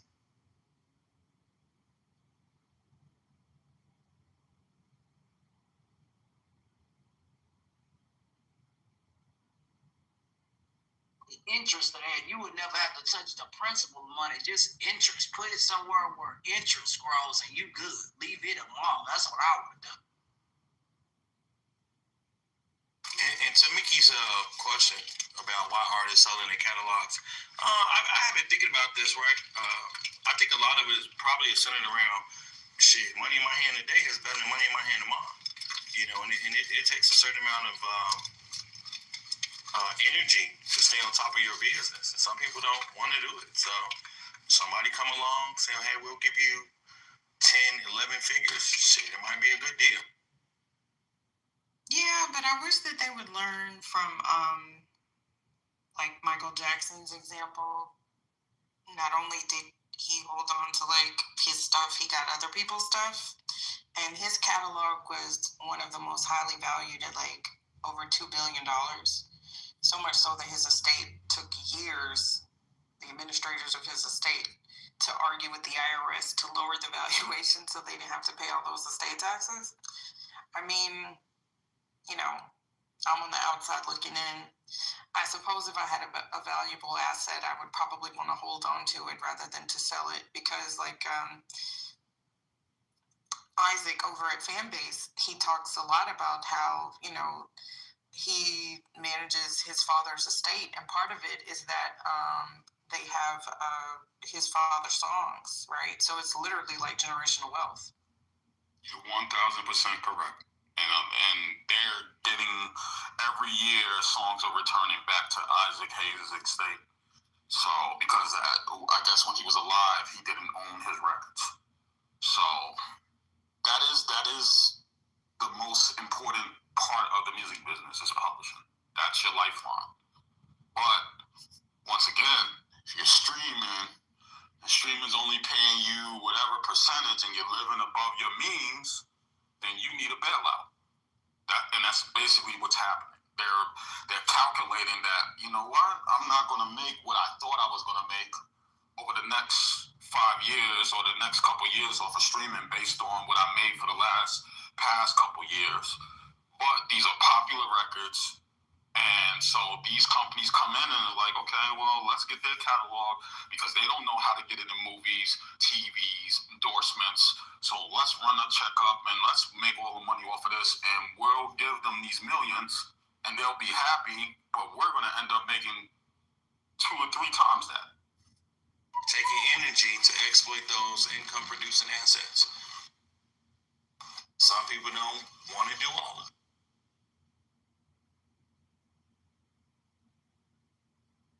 But you are correct. If you can just do some of the things that you said that other artists have done, then it's golden, because they got to come to you for clearance when they do these, endorsements and commercials and stuff like that.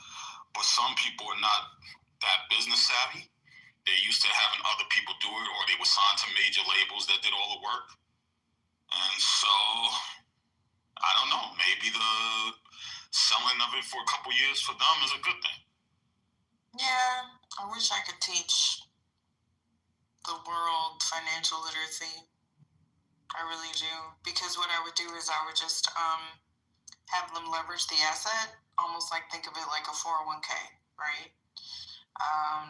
When you take a loan from your 401ks, they only let you take like 50% of the value just in case you don't pay it back so that the loan can be repaid. But I would put like a limit of like 20%, right? So if your catalog is worth $10 million, let's just say that I had the capital, I would basically be like, I would do private equity on it. I would be like, give up 20% of your catalog, and then I would like sell it to the masses.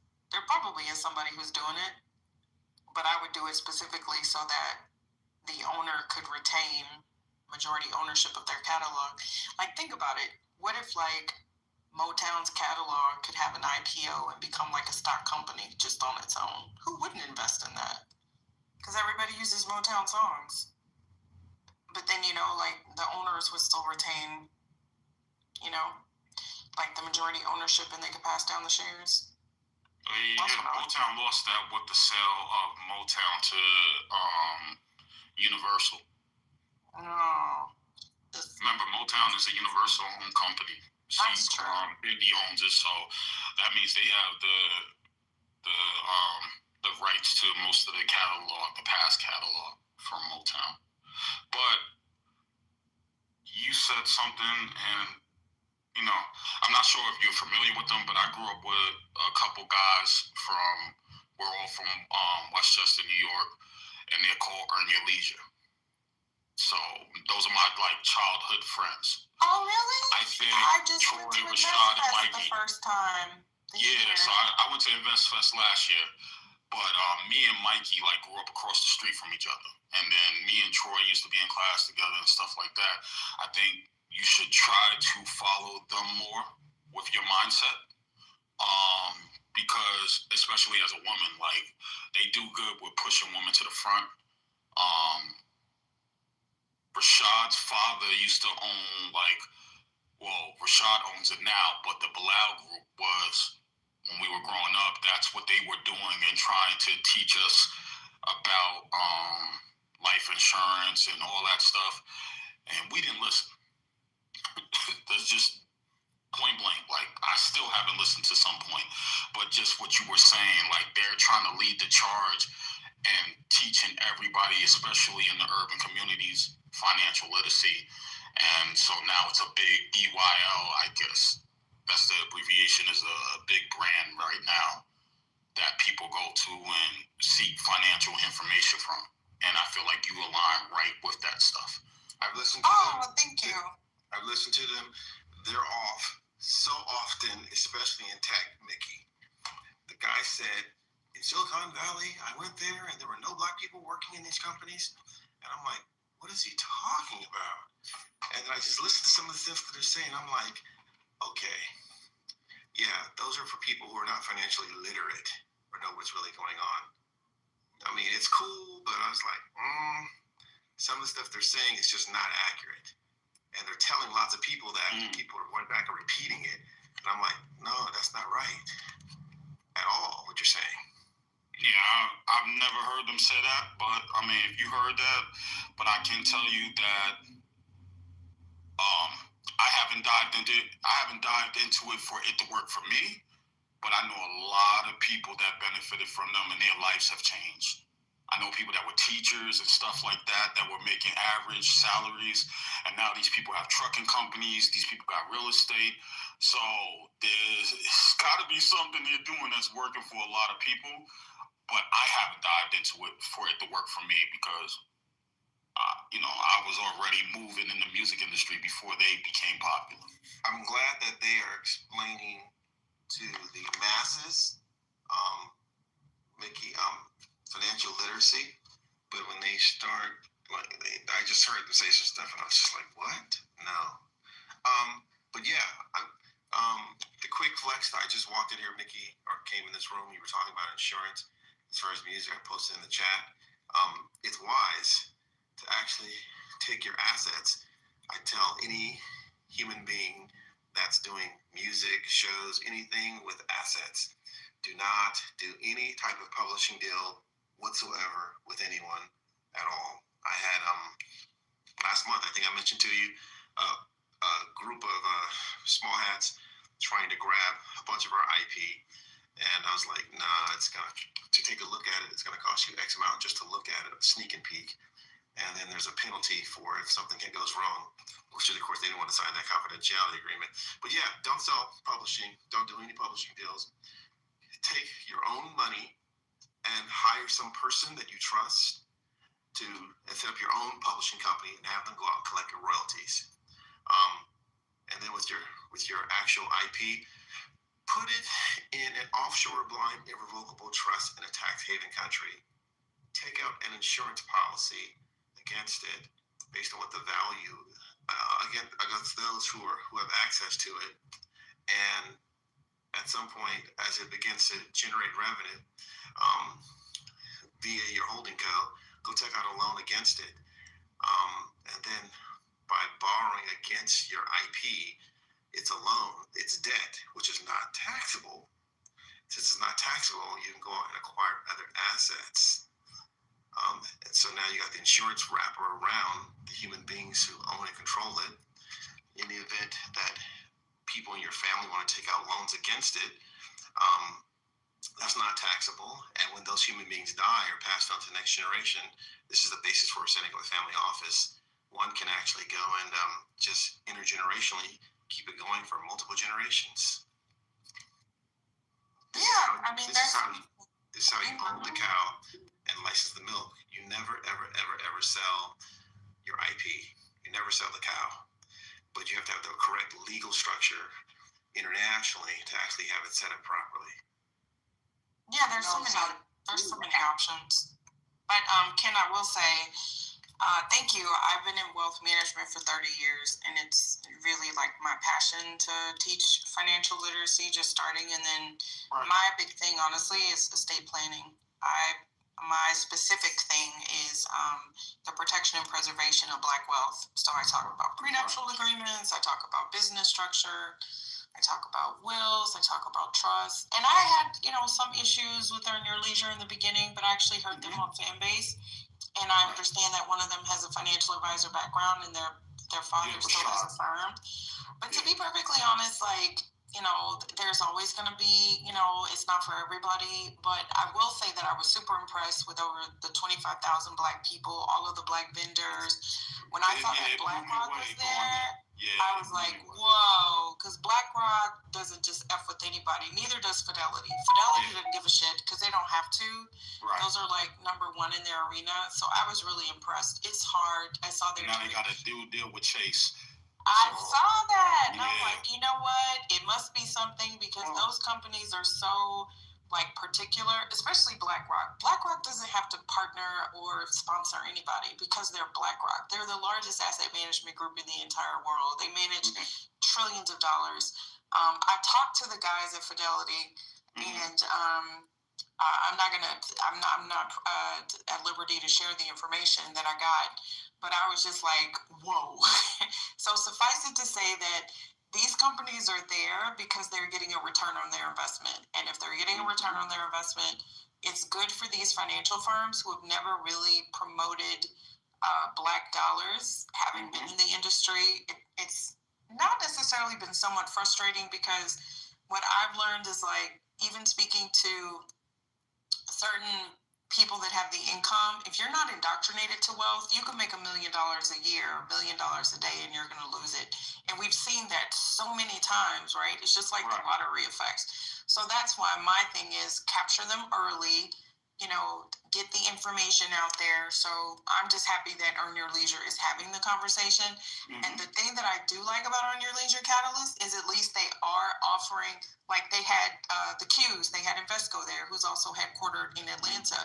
They offer, come and hear it from the fiduciary securities license, Series 7, Series 65, asset management, BlackRock telling you how to diversify your portfolio, explaining what mutual funds and ETFs are, explaining what alternative assets are, and they use all the terminology. And then they had, Mr. Panda, who I don't like because he charges $10,000. If I had $10,000, right, I'm going to buy some stock, right? But that's me. So part of me has to be like, you know what? I can't really, you know what I'm saying? Because now I want to be a content creator and I want to talk about financial literacy and I want to get paid, but I don't want to pay people like, join my master class for $10,000. But what I had to learn is, you know what I'm saying? Like, I don't get to make that determination. Like, if people are making money, as long as you're not taking advantage of people, right? Like, hey, if you're paying $10,000 or Earn Your Leisure's platform, I'm like, hey, you know what? I mean, maybe someday somebody will pay me $2,000. Some of them are the guests. Like, I'm noticing that too. I'm hearing that sometimes they bring on some guests in good faith, and then there's some guests that are doing, you know, some stuff or whatever. But that's not something like they control. You know, the black, the what you call it guy. They actually did bring on a guest. The Tulsa man. The Tulsa.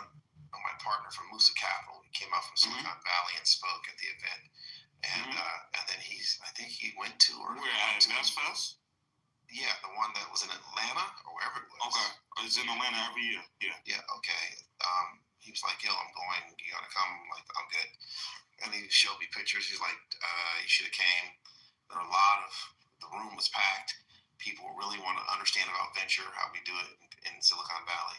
I'm like, okay. And then he says we had a thing last week, Mickey. I'll tell you about that in a minute. But he says, is there like another black something going on? One of these black events like Invest Fest or something with social that's happening like this weekend or next weekend or something. He was telling me about it. But yeah, anyway, Mickey, we had a thing last week. Like Afro Punk or something? Afro something. I think that's in Texas. Yeah. I thought it was in New York. Or maybe it's in New York. I don't know. I thought it was in Texas. Either it's this weekend or next weekend or something. Yeah. But get back to the point where you said that it wasn't a guest. So who was it? No, it was a guest. It was Musa Capital. Oh, okay. Yeah. Okay. It was a guest. He had a room. He asked me to come, and I was like, And who's the person that said that there's no black people in Silicon Valley? One of the guys from Earn Your Leisure, he was on the Breakfast Club. He made a comment saying, the black people aren't really in tech. They really need to go there. I visited Google, and I'm like, what? There's black people in tech, but not at the rate that there's white people in tech. I still think we're the minority in tech. You don't think so? That wasn't his statement. He said there were no black people in tech. He said I was in Silicon Valley. I visited Google, maybe a few other places, and he said he didn't see any. And I was like, we really not there. And I was like, that's just absolutely not true. But and I was talking to Kimberly Bryant recently, and she made some questions. She had some things to say. Kimberly Bryant started Black Girls Code. So there's a lot of engineers and black people that are in it. Not the majority, not by any means at all. Not by any means. But I do like the fact that these individuals have seemed to capture an audience of young black America that has an interest in wanting to level up their asset accumulation and wealth preservation. I do like that, as opposed to just job creation or job hunting. I like that a lot, actually. I'm glad those young men have captured that audience. I'm very, very happy. If I could offer just two things, a little controversial, but hear me out. Candace, I think you gave some good information, especially in the chat, but I would temper that like Mickey. I'm in a financial field as well, right? My specialty, I'm a tax accountant. I think if people have assets, especially income producing assets, they probably should hire a lawyer and a tax accountant, right? Because some tax advantage, everything ain't for everybody, right? And we've been on social media for a long time here, and especially if you're on like 2 or 3 years pre-COVID, during COVID, and now, like everybody is saying, you know, get an IUL, get a trust, get this, get that, and it's like, you know, I've made over, I think, $200,000. My firm has made over $200,000 fixing S-corps because everybody was told to get an S-corp, but they were never told how to properly set up an S-corp. And so, like, I've had to fix those, and I charge, my firm charges what it charges. And so I said it to say, I use that as an example, that information from a high-level perspective is okay, but I think the best route is to tell somebody you need to hire an attorney and or a tax accountant, like an enrolled agent such as I am, because the laws change and different things have different rules or regulations, and some stuff is better for someone else, but not for you. You know what I mean? So that's just my thought, because I'm hearing all of these different structures, and I'm just thinking about, like, how much would an accountant charge to do all of this, or a lawyer charge to do all that? And for somebody, that may be cost prohibitive, right? It might be cost prohibitive to maintain those structures as well. And we don't want that to eat into their fee, into their principal a whole lot, So I just usually say, you need to talk to a licensed attorney, a licensed tax accountant / enrolled agent. And to Ken's point, I like Earn Your Leisure. I've been turned on to Own Your Leisure for a while. My feedback, if I don't have a direct line to them, but it seems like you do, I would ask these brothers or tell them, like, do you guys vet the people that come on your show? Yeah, I've actually, that's why I brought it up, because I've heard that from some people, like, some of the people they should have vetted a little bit better. That's what I've been hearing. Yeah, there are a lot of people I know their business, and they are known for, lack of a better term, schemers, crooks, illegals, whatever. Like, anybody listening to Bandman Kevo, you get exactly what you gonna get. You deserve. He used to be my client as a rapper. He serviced music with me before he got arrested by the feds. So that's when I seen him up on there. I was like, oh my God, what's happening right now? And I'm from the crib. I remember when he got released and he started coming up with all this different stuff. Oh, you from the crib? Okay. Yeah, I'm from Chicago. I co-manage L Streets. So if you heard that record with her and Shauna on the radio, that's my record. Yeah, I know Shauna. Yeah, Shauna's old school, man. That Shauna, Raw Digger, yeah, all that shit go back. I just say all that to say, like, yo, I'm from Chicago. This is what people do. If he a scammer, that nigga gonna come out and be a scammer. And so how are you confused when he tell you $750 for a credit sweep, and the credit sweep involves a false FTC report? There's a young lady out of Houston, I won't say her name at the moment, but there was a young lady out of Houston. She's accused of stealing $3.1 million. They assign a value.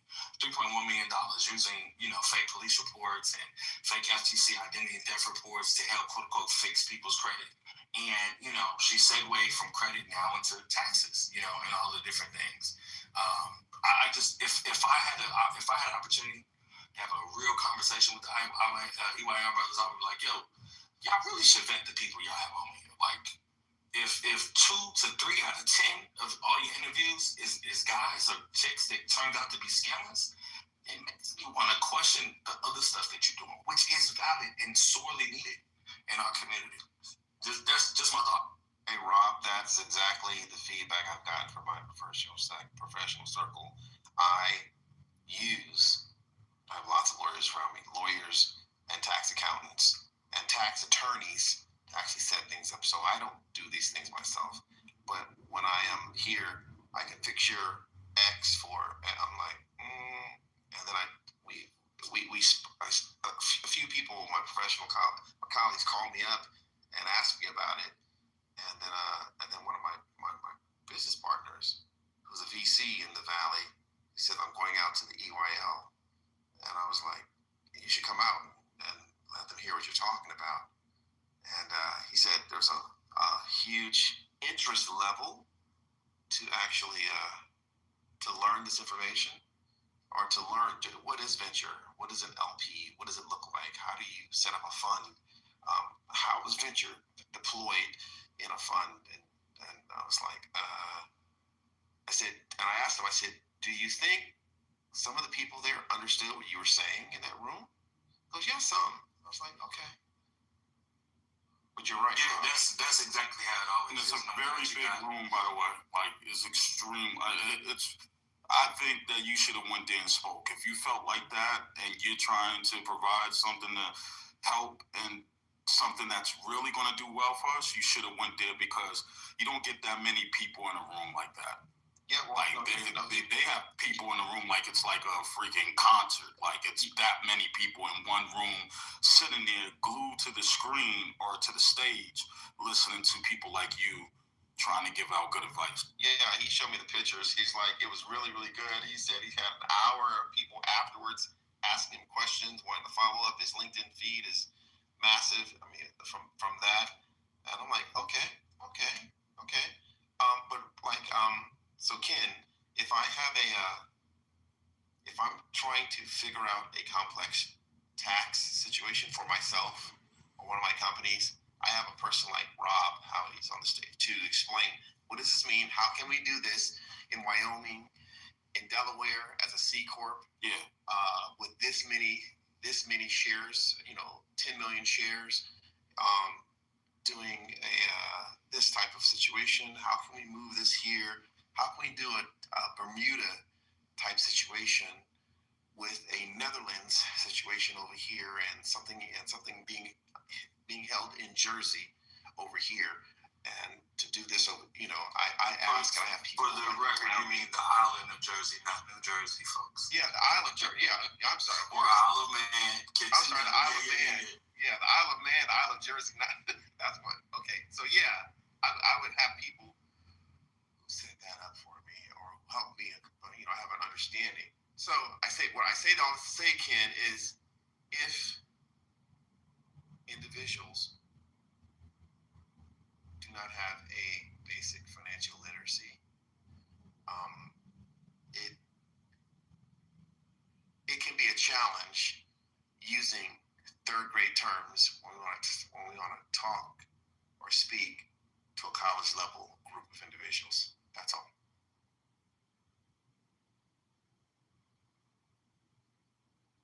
And Ken, I think I want to be on this stage, but bro, I got to get a bigger social media following, and because people, the tax advice I give is real world, and down to earth. But when you listen to Carter Cofield or Carlton Dennis, they trying to make it seem like, you know what I'm saying, you're not finna never pay taxes no more. And I know there's like triple negatives in there, but you get what I'm saying.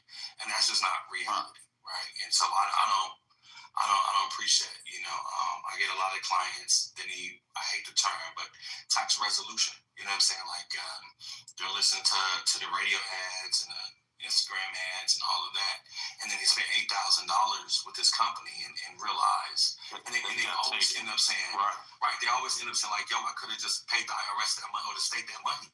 And did it and figured it out myself, or I could have hired someone like you. That's the second one. I wish I'd have ran into your company before. And it's like, yeah, the people, they're loud and wrong. And I'm not as loud, but right. And it's like, it's really hard because they're going to invite Carter on there or Carlton on there and they have to pay, they'll pay them. And me, they're like, oh no, it's $25,000. I'm like, yeah, no, nothing. It's not there for me because I don't necessarily totally see a return on my investment, right? Like, it's one thing to be in a room with people, and that's great. Like Mickey can tell you, I've been in a room with multiple kinds of people with lots of commas, and unless those commas are translated to my bank account, it's not a viable investment. And so I got to figure out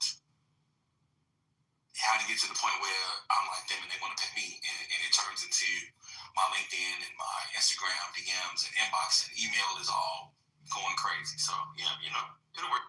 So Ken, about a year or maybe 2 years ago at the EYL, they had a guy who I do respect his acumen. The brother went to Cornell, was the billionaire with Vista Equity Partners.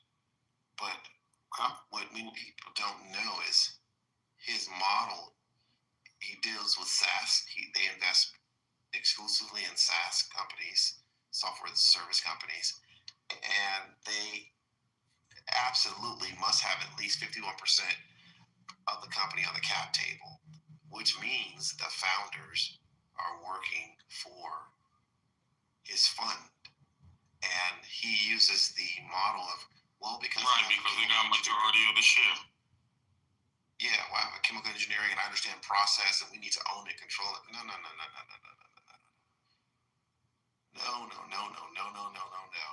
we have several companies and we can do a roll up and we're using AI to which is good, but it's about control of the asset.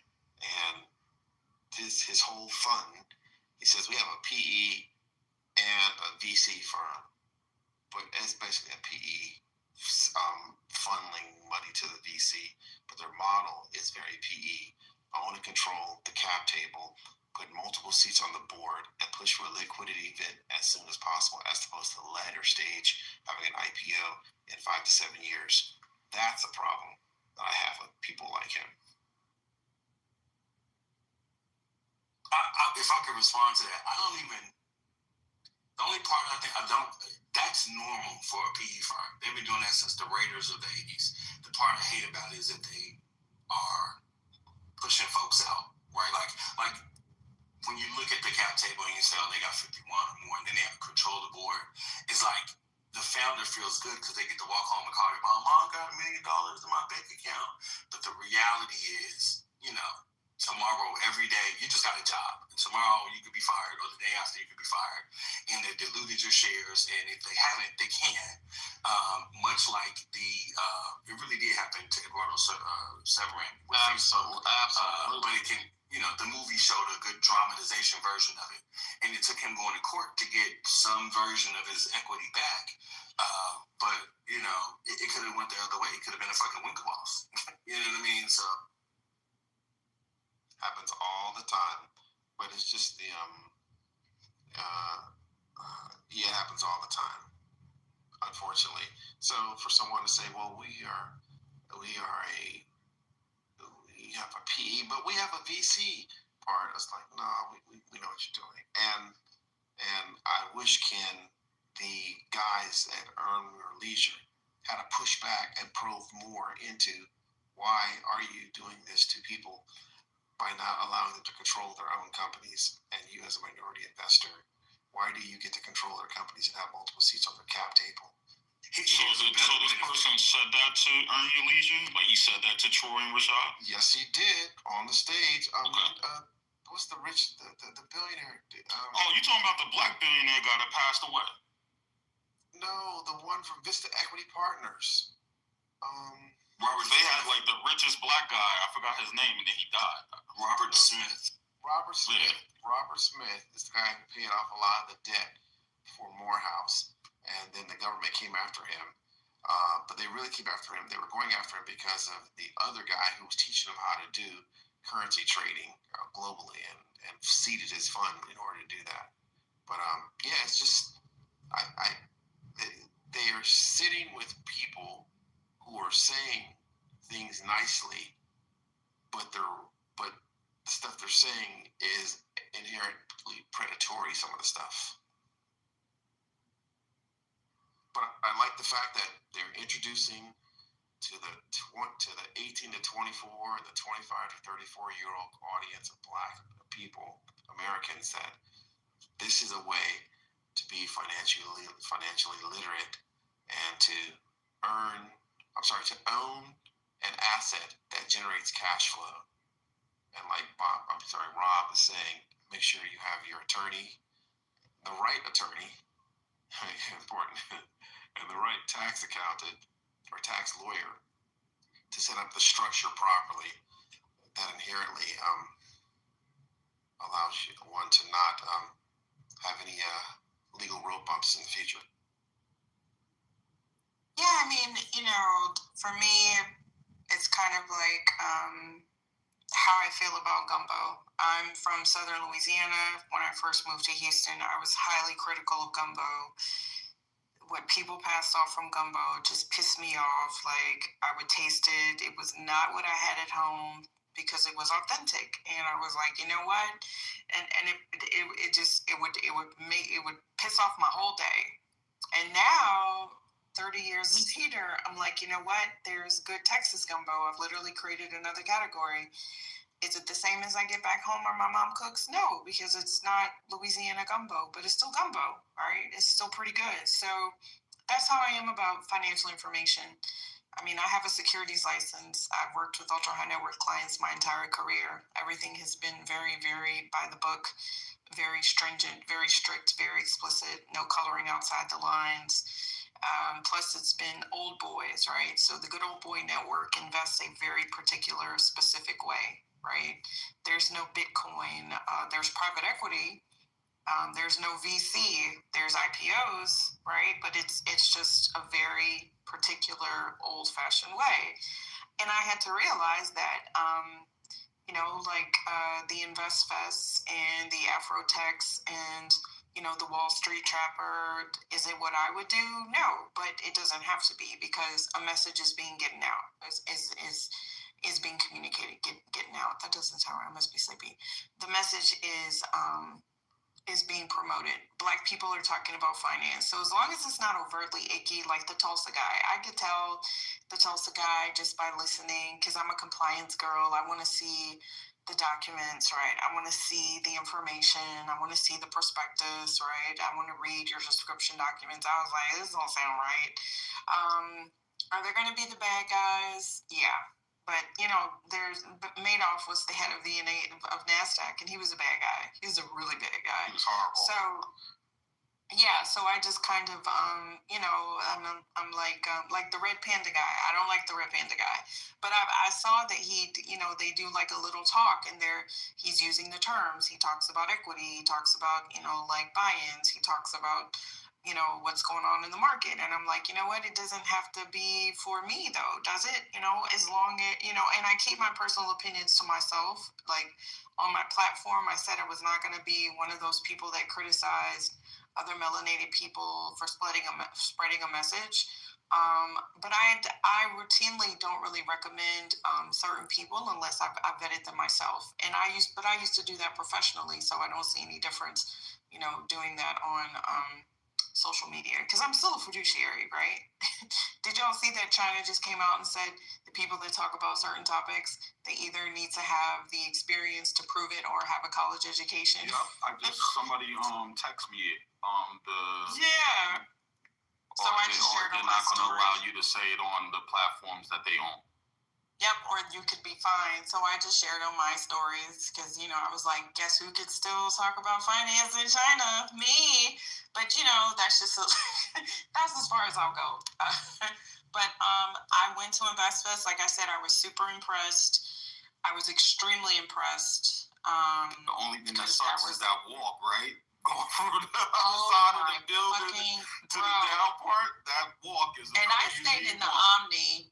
I stayed in the Omni because I waited till the last minute and they were all sold out. Okay.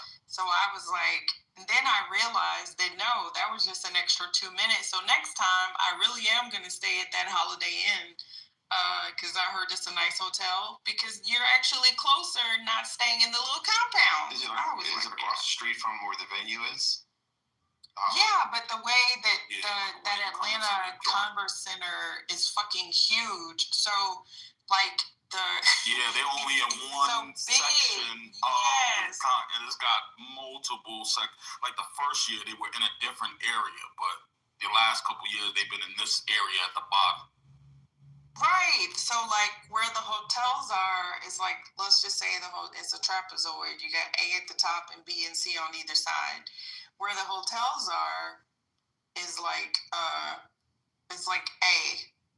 Right, all the way at the top, and where InvestFest was like C+. So you had to walk.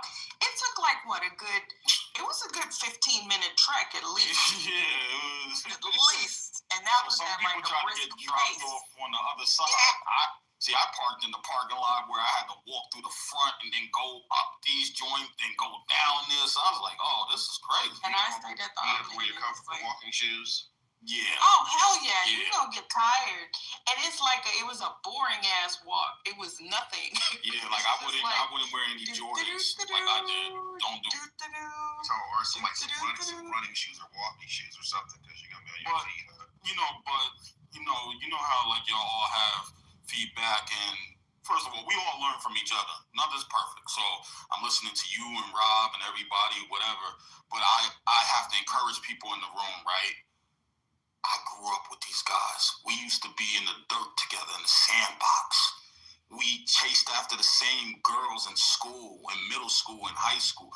So I cannot believe that these guys that I know, that certain things I wouldn't even say, has like impacted the world like this. Like I've never seen nothing like that before. So when I go down there and I see all these melanated people in there, and they're focused, they're glued to what these guys are saying, and they're glued to people like 50 Cent and Tyler Perry and all that, and they're really like trying to listen. And I'm like, you know, usually you can't get people in a room like that to sit down and listen to somebody talk like that. Except for college or the military. You know, no, so, not even that. Like, I don't think amazing. Yeah, I don't think it'd be that many people in the room. It was overflow catalyst. Like, yeah, like to see like 25,000, 30,000 people sitting in seats. Mm-hmm. And that was one criticism. It was overbooked, I think, because it was really hard to get into the spaces. I couldn't really get into any of the big rooms, so I spent a lot of my time with the vendors and bought a bunch of stuff. But I love seeing that too. Yeah, I love seeing all of the I love seeing all of the vendors. And probably if I go next year, I'll probably be a vendor versus just attendee, honestly. So because I'm a financial coach, so you know, I think that I could definitely get exposure, get some content. I even told somebody an idea, like for people that do video. I was like, if somebody went down there and just like went to all of the vendors or the people, like, hey, I'm a videographer. Let me shoot some content for you, and you know, just give me like $75 or $100. I was like, you would make $10,000 because I don't want to be bothered with that. I don't know how to set up the camera and all of that. But would I do it for content and like some edited stuff? Yeah, I was like, I would pay somebody a couple $100 just to like get like 10 minutes worth of video because that was pretty cool too. Seeing all the black vendors there, that was pretty awesome. I did a ton of networking. I really did. I did a ton of networking. Well, one thing is I tried to do business with family before, and it was disastrous, right? You mean your biological family? Yeah, my biological family. Disastrous, right? It was winning at some time, and then in my music company, brought them into my company and just got real messy, right? But what I will say to you is these guys put on all their family members. Like when y'all go to the vendor part and y'all see them all those people selling the Earn Your Leisure shirts and merchandise and all them, that's their brothers, sisters, nephews, cousins, fathers. So like the area that I'm from, we're from a city called White Plains, and we're from the town of Greenburgh, which is like North White Plains. And they literally put on like half the area. Is that Westchester County? Yeah, it's in Westchester County. So Westchester County is made up of like Mount Vernon, Yonkers, White Plains, Rye Playland Amusement Park, Scarsdale. So Scarsdale. That's where I've heard. Scarsdale belongs to our town of Greenburgh, but it's like a little bit outside. So like, for instance, you said Scarsdale. Yeah, you know the train station? I know some people who are from there in Manhattan. They keep telling me about how their space is and how it's nice, but I said it sounds super Jewish. Yeah, I mean, it's mixed. I mean, they have a lot of people from Scarsdale take the train into the city. My younger brother is the president of Scarsdale Public Parking. So all the parking around the train station and all that, my brother runs that. So Westchester County. Yeah, it's been good to me. So like, I'm just saying, to see some people that I grew up with have that many people, like I've never seen nobody be able to put that many people in a room to talk about financial literacy. People don't want to, they don't care about that. They care about clothes and jewelry and being like the people I promote, the rappers and singers I promote. But they were doing it on public access in Westchester before it blew up, and then when COVID hit, that's when it took off. Hey Ken, there's somebody in the chat that asked me a question about. Okay. Interesting to know the opinion of independent artists. I'd like to get your thoughts on that, and then I'll respond. See the.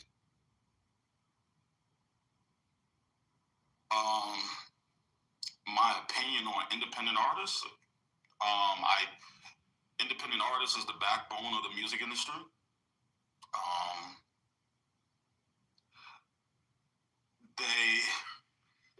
artists are winning even more right now. It's, as an independent artist, you have more resources and stuff.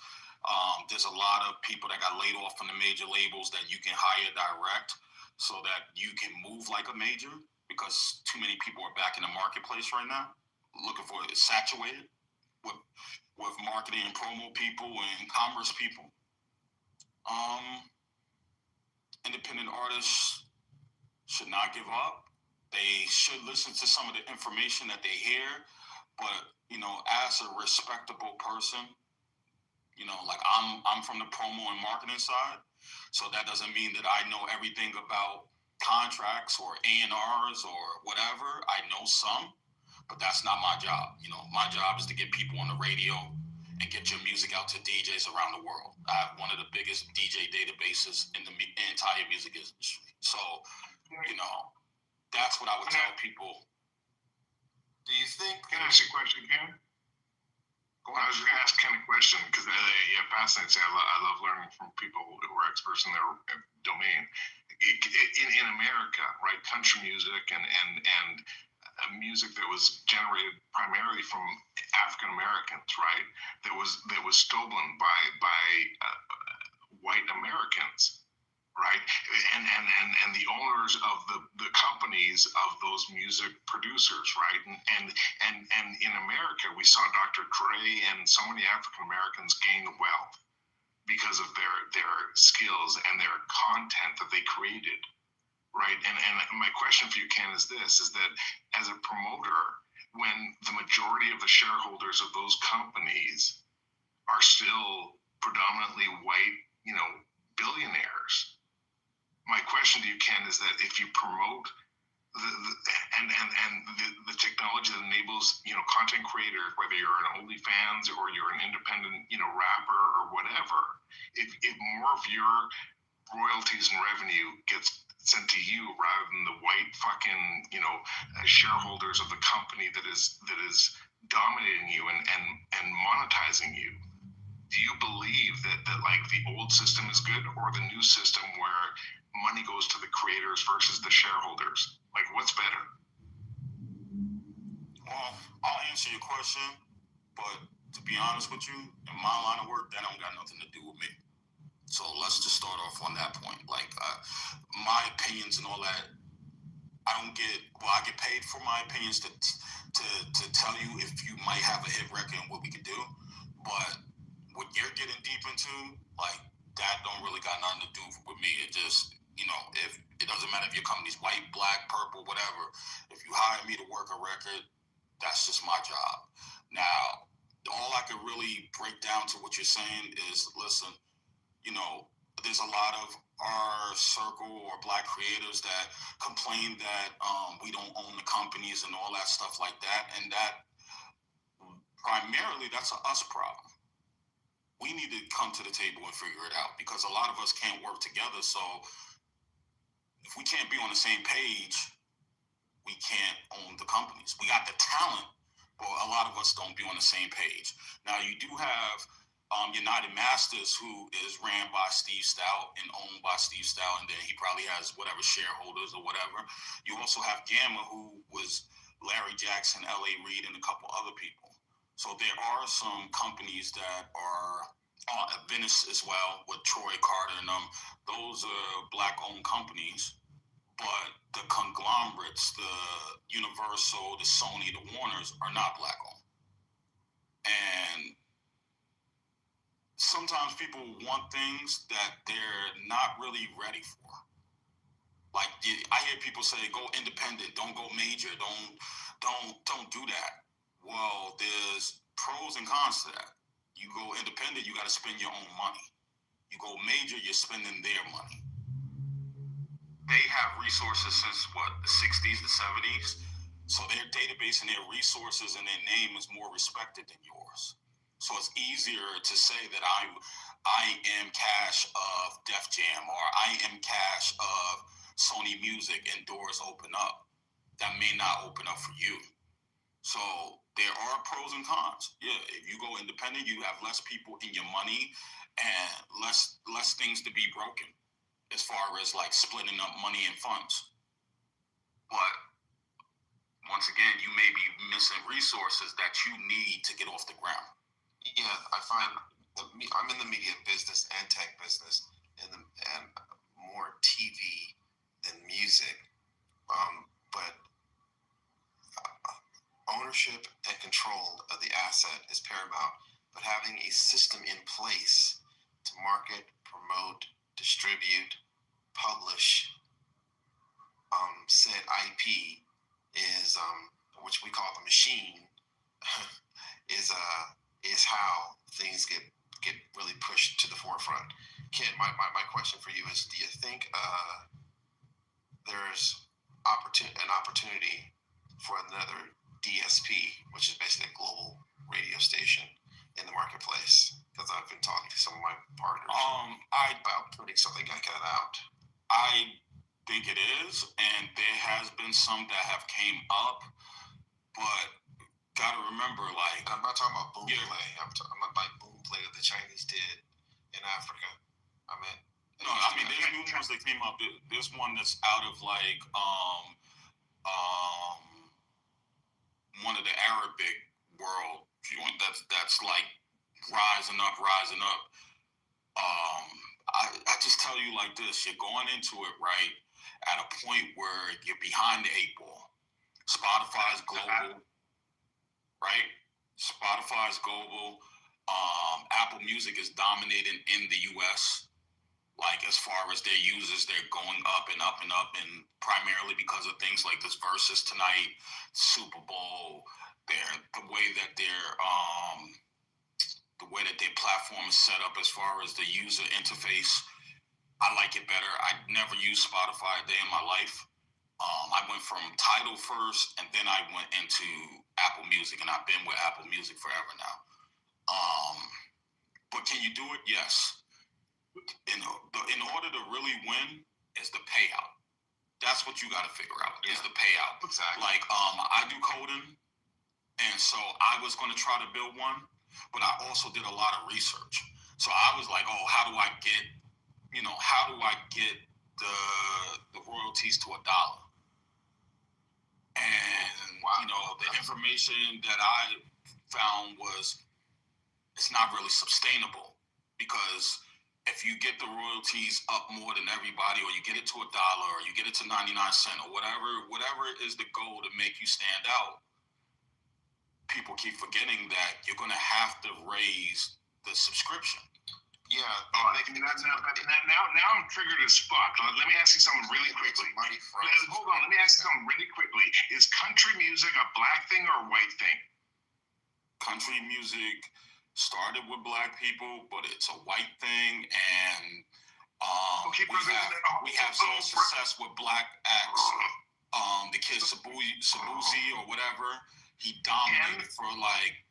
Brother, and I'm sorry, I'm so triggered right now, but this is the whole fucking conversation. Country music was black. The entire origin of country music is an African origin fucking thing. And the only reason most Americans think that country, I'm so fucking triggered right now, Ken. Because the only reason why most fucking... Hold on, if you're triggered I'll mute up. Yeah, I'll mute up. No, don't mute up. I just want to say this. If you're triggered by that, right, then you would be triggered by blues. You would be triggered by pop, jazz. Because even though we have the artists in all these formats, right, they have particularly been a white, like, base genre for quite some time after being stolen from us.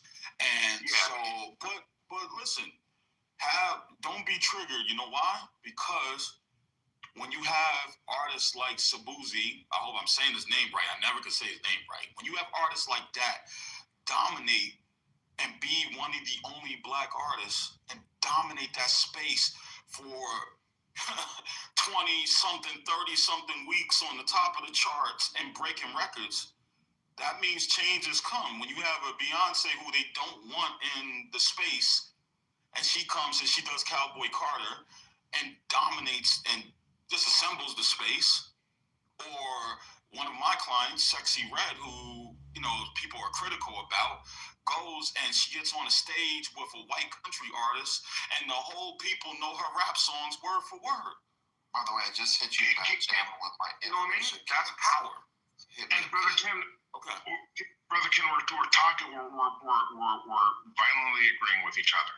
And the reason why I take offense is that back in the day, the reason why the leading, most popular, most successful fucking country music, which was black music, wasn't allowed on American fucking radio waves was because of the FCC. They said, hey, if this is a black person that is singing, that is offensive content.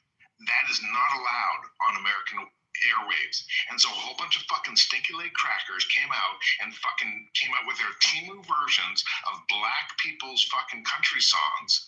And all of a sudden, Elvis and Johnny Cash and all these fucking. But Germany, that might be real my time. I'm real 43 fucking years old. music. I don't remember all that. You know what I'm saying? Like, that was before my time. I wasn't. Yeah, that's what I'm saying. Like, that was before my time. But listen, but as far as the business, the reason why I mentioned the dollar royalty play, it is going to have to increase the subscription dollars. It has to, and as well as the marketing dollars, because DSPs make their money from subscribers on the paid side, from subscribers and from commercials. And if the unit economic metrics are figured out for the financial payouts, that could be, let's say, just even 50 cents. 50 cents.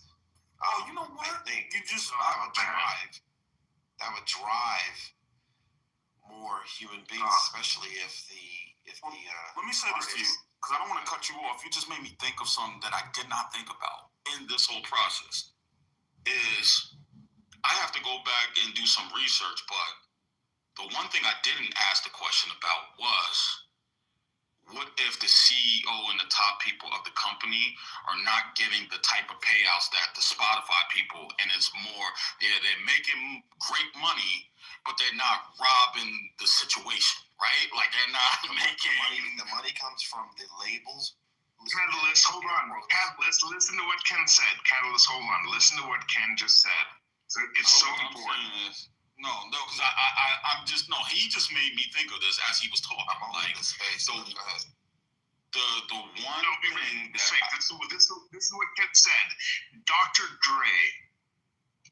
fucking Dre, compared to Bezos, compared to fucking the gay, no disrespect, fucking... So just think about this. Let me just make it simple, right? How much did Bezos make a year not Bezos. What's the guy from Spotify? That's what this owner? What's the owner's name? Derek EK. Okay. He made a lot of money to where he was selling off a lot of his shares recently, right? To do whatever he's doing with some company with military tactics or whatever that everybody's upset at him about. But Rob, can you pull what he made in a year?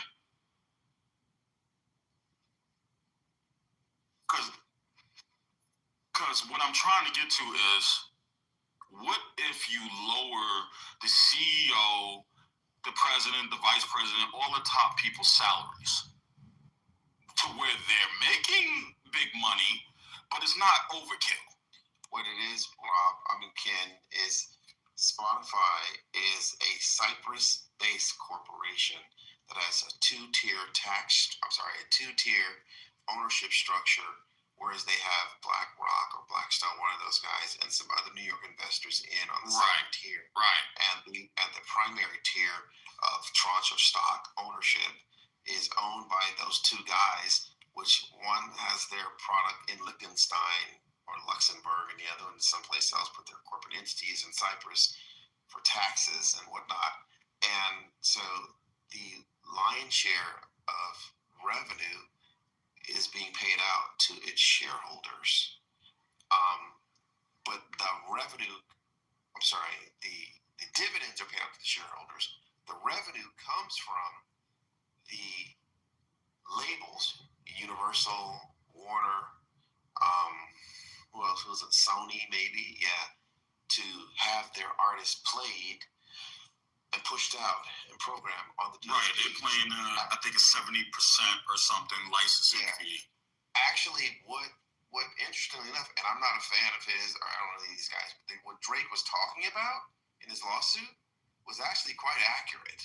It was very accurate because of how the throttling effect of music being played in this particular DSP, which correlates with the amount of revenue that they're making on the DSP. And it just happened to coincide with his time to renegotiate his deal via Lucy and Grange. So yeah, there is still a pay-for-play payola. It's just the new modern global radio station, Spotify, Pandora, Apple Music, same thing. That's why I'm thinking, I was talking to, I had folks down Southwest. I can't talk about, I'm under a contract with Universal. I can't talk about payola. No, of course not. No. So, Gazi over Empire. So yeah, we know the bit. So if you guys could allow me a 2-minute TED talk, right? To answer the question, David X's compensation was $1.4 million. He doesn't have a base salary, right? His compensation is mostly tied to performance-based compensation, so bonuses and stuff like that. And other than that, the stock that he owns, which leads to this. Some of the things that the guy Jeremy is talking about, and just the mood in the U.S. at the moment, right? Taking into account and laying it aside respectfully, some of the things that Catalyst are talking about, double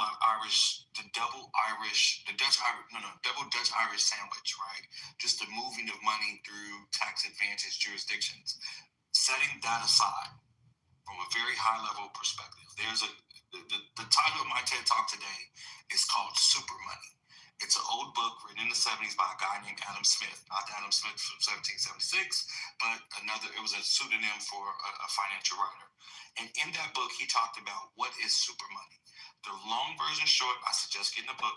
The long version short is in America, and most of the developed countries in the world, super money is when a person, Ken and I decided to start a business, selling computers or widgets or whatever. And we get so good at selling these widgets, we're making money. But what we do is, since we're 50-50 owners, we take that company public and we decide to maybe have 2 classes of stock. So we maintain voting rights or control, or maybe we liquidate down to 25 each, but we sell stock to the public. And then the company's price, not the value, I'll get to that later, but the price of the stock moves and hopefully moves up depending on the value of our company, because price and value are 2 separate things. So the price of the stock starts moving up, right? And the way that most developed countries, but specifically America, the way that our income tax laws are written, it benefits Ken and I to take a nominal salary, $1, 70 grand, 72 grand, 250,000, whatever.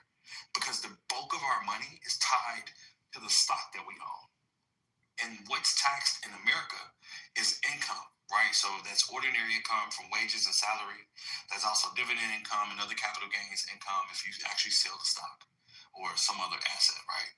However, we're trying to figure out how to get money in our pockets. Ken's got a wife and an ex-wife and 3 kids, and I've got a wife and an ex-wife and 4 kids.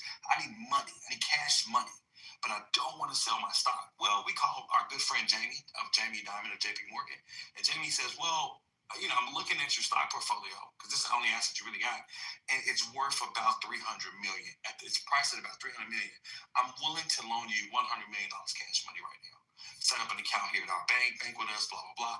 And we say, okay, cool. And that's each. So Ken's liquid $100 million cash money in the bank, and he's used the stock in his company as collateral because it's super money. At the moment, it's worth $300 million, but if the company does good, it could be worth $3 billion in 5 years. It's money on steroids to an extent. And from a tax perspective, how that money is taxed is it goes into different buckets. If we take out a loan using our stock as our collateral, that loan is not taxable income. That's not taxable income. And more importantly, we can write off the interest that we pay on that loan annually on our taxes, depending on a few other factors. And with that being said, the solution to some of these problems. And I respect Jeremy's obvious institutional knowledge and just knowing the sense of history. I've shared that interest as well. The business. That's amazing, by the way. Well, yeah. I mean, it's amazing how you're breaking it down too. By the way. Oh yeah, yeah. I'm enjoying this lesson. I thought you said you want me to say the contract, my brother. Yeah. So what ends up happening is that a lot of these companies, some things are going to exist. White folk. I don't mean any offense. White folk been stealing black folk stuff forever. They've always thought of us as property. That's how they initially interacted with us in this country, and they will always probably continue to think of that. This is what it is. So what a lot of standout artists throughout the years have done is they figured out how to use these tools for my benefit, right? And how to use these same types of principles in other ways. You've got Rihanna with Fenty, you've got Kylie Jenner with cosmetics, you've got Jay-Z with an assortment of things, even Puff Daddy, before I'm old, I still call him Puff Daddy, my bad. Puff Daddy with an assortment. They've realized that, hey, the money ain't really in the music. Jay-Z has a quote-unquote notional net worth of $2-3 billion. But if you look at his records, as best as Zach Greenberg can give him at Forbes, he only makes about $70 to $75 million from music. The reason is because he has a wide array of portfolios. So the game in America, in most developed countries, has been to own an income-producing asset that the price of it varies via the stock market or bonds, but probably stocks because bonds are for old ladies. So that's super money, not just a dollar, but a dollar whose price changes based on some other variable that you can't control. And the way a lot of wealthy people, their income is split is not much ordinary income. It's usually capital gains, or they'll get loans against the assets the income producing assets that they own, namely the stock in the companies that they founded. And so eventually, like Elon, they have to liquidate. This is in the term used to be called they're asset rich but cash poor. Yeah, I got a $200,000 on the house. That don't mean I got $200,000 in the bank. Yeah, I own stock of $300 million. That don't mean I got $300 million in the bank. In order for me to get the cash, I got to sell the stock. But I don't want to sell the stock. But these banks are willing to loan you money against it, so that's what they do. And it happens every day, Monday through Friday. As long as a man answers the phone, honestly, it happen. And so the solution, and I'm winding down. Forgive me, I'm Baptist. The solution for a lot of this, and the music specific to the music business, is for artists, by artists, for artists. Something like a co-op, because human beings will always be incentivized to do what's good for them. Human beings will always be incentivized to be ambitious. And so telling a CEO who makes $92 million a year in compensation, hey, don't take as much money, it's like, who are you talking to? Fuck you. Like, why would I not take as much money? That doesn't make sense, right? However, if you had a cooperative of some sort, a label, a publishing arm, and things like that Ken and Mickey and Callis and I develop, and we all own a quarter of it, and we say we're all going to take a $72,000 salary, and that's capped for 10 years, no matter how much we make. And then whoever comes on as additional owners or investors, will pay them dividends, right? I mean, if you structure it that way, that's the only way towards, let me rephrase, that's the best way to achieve equality through equity. That's my TED Talk.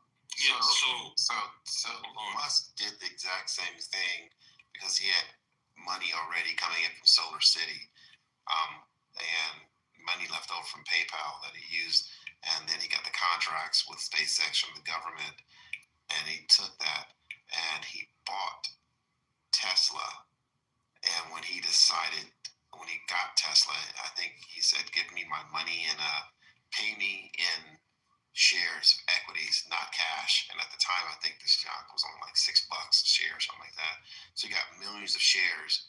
And then when he decided to go and acquire Twitter, he used a bank to borrow against his equities as collateral at $6, whatever the strike price was, and to go and buy that asset, Twitter. And then as the value of the shares increased, you may not like a bandit. And what you're saying about with the Rob about the IP play, where you're looking at a scenario like that ourselves, taking a lot of our IP and collateral and using it as a via entity to collateralize and then take money from that entity as a debt instrument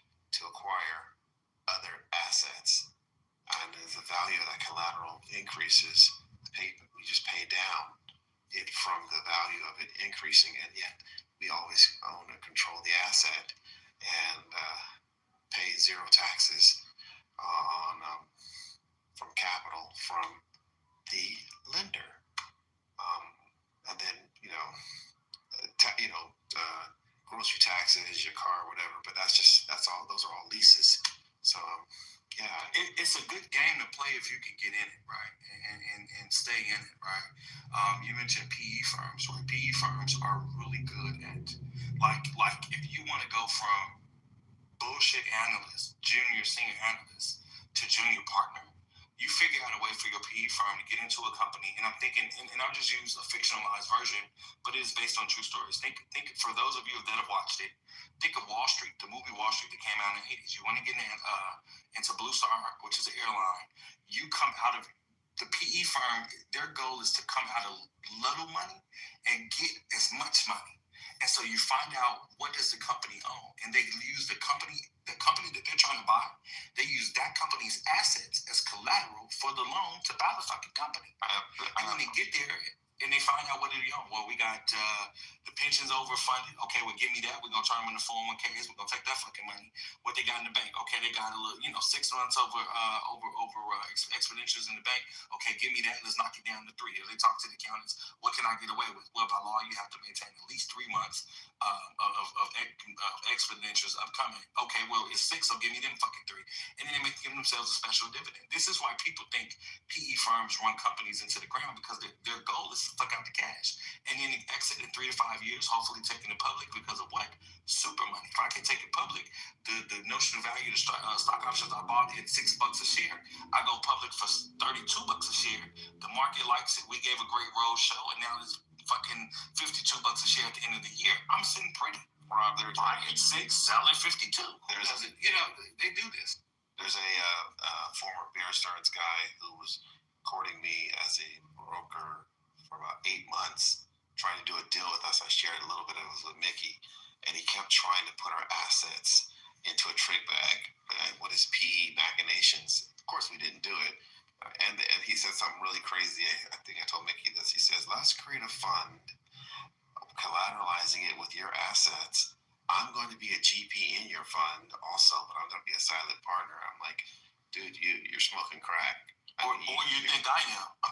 Or I am. I'm like, yeah, that's just so ridiculous. I said, your goal is to go out and get debt, not equity capital. And if we're interest only, and we give him a fixed price, and he got 100 basis points to the deal. And he kept trying to put us into a fund. And being from Silicon Valley, we understood that this is not our first rodeo. I've already had a couple software exits. So I was like, no, we're owning all this right here. But he just fought and fought and fought, and finally he had a contract, and his contract ended. Guys hit me 3 times since the ending of his contract, trying to cry river, trying to get back in the door. I'm like, dude, go watch Sinners. You don't let the devil in willingly. It has to ask to come in. What I've had to learn about these deals, and it's not necessarily my strength. It is a strong suit of mine, but for a very limited period of time, and not always the length of time that it should be. And that is to learn how to really, really bullshit, right? And that is, I would have had him take me to dinner. I promise you, take me to dinner, buy me nice drinks. Of course, I like top shelf liquor and shit, and I like nice steaks, right? Like, pitch me. But I already know that the fucking answer is going to be no. And it's his fault for being a fucking schmuck for not saying that this is a bullshit meeting. I mean, like, you are begging me and willing to throw everything at me, and I can read the term sheet, fucking half sleep and hungover. And you're getting points on the deal. You're talking in circles. You're the GP, but you're a solid partner. That's contradictory. Exactly. Like I don't fucking know, but okay, okay, well, I want to know more. Where you taking me? Wine and dine me. You know what I'm saying? You don't take the girl home and fuck her tonight. You take it out. So what's up? They're wining and dining. Yeah. They saw our 60-month performance, saw kind of internal our IRR, and they got hot and wet in the shorts and started foaming at the mouth, fearing they're gonna miss out on the deal, and then tried to tell me our assets. You're going to have to actually collateralize, you're going to actually have to liquidate some of your assets at some point in the future. And I was like, well, that's never happening. I give up control of everything I got to you. You take the fees, and you're trying to sell me on a pie in the sky fucking dream later down the road. And then he said, you're going to make a lot of money. We can already blah, blah, blah, blah, blah. 7 figures right now. We can do this deal. But you can buy your asset back. And I was like, why would I buy back something? So now I'm in the sale lease back, and I'm paying you to do a sale lease. So exactly. Here's my thing. Here's my thing. And I think she might be asleep, ironically, but she probably would agree with this, right? We've talked about it before. You have to have a sense of history. And, I guess Jeremy got off of here, but, some of the things he was saying, like way out left, right? But there is very much value in having a sense of history, whatever business you're in business overall. Because even if history doesn't repeat itself, it rhymes. When people get to talk like this interest rates, I put my family into I-bonds. Why? Because interest rates are 9%. The last time interest rates were over 7% for real for financial instruments was in the 80s with hyperinflation. So what do you do with hyperinflation? Interest rates are going up. Okay, you can't get into things that cost you interest rates, but you can make money on them. So get into I-bonds. I-bonds are paying 9%, almost 10%. Yeah. So if you have a sense of history, you could peek when shit makes you like, I've seen this before. This looks familiar. Oh, let me sit back and think about this for a minute. Oh yeah, okay, this is that. Yeah. So stuff. Listen, if an individual is involved in a business, they would benefit from having a sense of business history. And I don't necessarily mean a degree, although I have one, but you can become a voracious reader. You know what I'm saying? And acquire that knowledge. And it's the same thing for the music business. You mentioned some things about Drake's lawsuit. I haven't read the case shepherded yet, but am I surprised? No. All I heard you say was the man is coming up for a contract renewal, contract negotiation, and the people is fucking with the numbers. Oh yeah, that makes sense. Yeah, they do that shit. That's all. That ain't nothing new. That's all it was about, bro. That ain't nothing new. Do I like who I think won the beef? Kendrick, hands down. Everybody knows that, right? Anybody. Ray Charles knows that. He blind. Yeah, but I'm fucking with OBO all day. I don't know. I'm fucking with the boy. It was his birthday yesterday. I'm fucking with the boy. That's what we doing over. And I will say this, and I'll yield to you guys. I love business. That's how I ended up just learning about the music business, the business of music, right? I can't believe I'm doing this. Damon Dash. I got a cousin who's a music producer who knows that. He's like, yo, I don't know why people saying all of this, about him. Like, I've been in his compound. He got this, he got that, who got the bam. Yeah, well, I'm a paralegal, and I read his bankruptcy filing, and he says he doesn't have any of that. Why did he file in Florida and he lives in California? What business does he have in Florida? What gives him a nexus in Florida? All right. But he told the federal bankruptcy court in Florida, he doesn't have those assets. He keeps hauling his family off. Exactly. He keeps hauling his family office shit. Because I've worked with wealthy individuals, I know what a family office is. And I can assure you, his shit ain't set up like Room 5600, which is the Rockefeller Brothers Fund. It ain't set up like that. So that makes me believe that a bankruptcy trustee is very likely going to say he's committed fraudulent transfers. For those who don't know, a fraudulent transfer is a transfer of an asset out of your name to something or somewhere else within 2 years prior to filing a bankruptcy petition. The trustee will say you did that in anticipation that you were going to file bankruptcy, and they're going to get an order from the judge reversing that. So what does that mean? You think you got credit cards and this and the third, you got property taxes coming up due, you're going to transfer your house to your adult son's name or your older mother's name, right? The bankruptcy court is going to get a judge and have that all reversed back. And they're going to put that asset back into the bankruptcy estate, and they will liquidate it to fucking pay your creditors. That's called a fraudulent transfer. And so with that being said, Dame talk all that shit, but it does. I'm going to use his saying against him. He makes sense to someone that doesn't know the things that he's talking about. I'm just not one. I happen to be a person that understands these things. I mean, I've been in the legal and the tax and real estate business, and I know that what he's saying don't make sense. Or something don't make sense, there's a lie in there somewhere. So, yeah. He talk about, my daughter didn't get evicted. So you want me to believe a nigga that's had 8, 9, 10 different apartments in the military and out the military and throughout the world and all of these, you want me to believe that her rent's $3,200 and she was sending her portion of the rent with her 4 roommates to them, and she didn't know that they weren't paying the rent, and she wasn't paying the rent directly to the landlord, or she didn't have good sense to do that. You, her dad, of all people, you not tell her to make sure she make her money order out to the landlord people. Bingo. It don't make sense. It don't make sense. It definitely It's cool to just. It's cool to just say the bitch got evicted because the people was fucking up there. It's cool. Hey, no, we all have been through shit. It's cool, but you ain't got a lot. Look in the chat. That's where everybody can download it, put in their Google Doc. That's a book on what and how to set up a family office. It's a PDF. It's 500 pages. Highly recommend downloading it, going and printing it, and going and reading it for those who don't have those assets yet, and who aspire to have those assets as far as the type of individuals you're going to need to set yourself up. It's on page 39 in the PDF. But download the whole thing in your own deck before I disconnect the administrative privileges for access.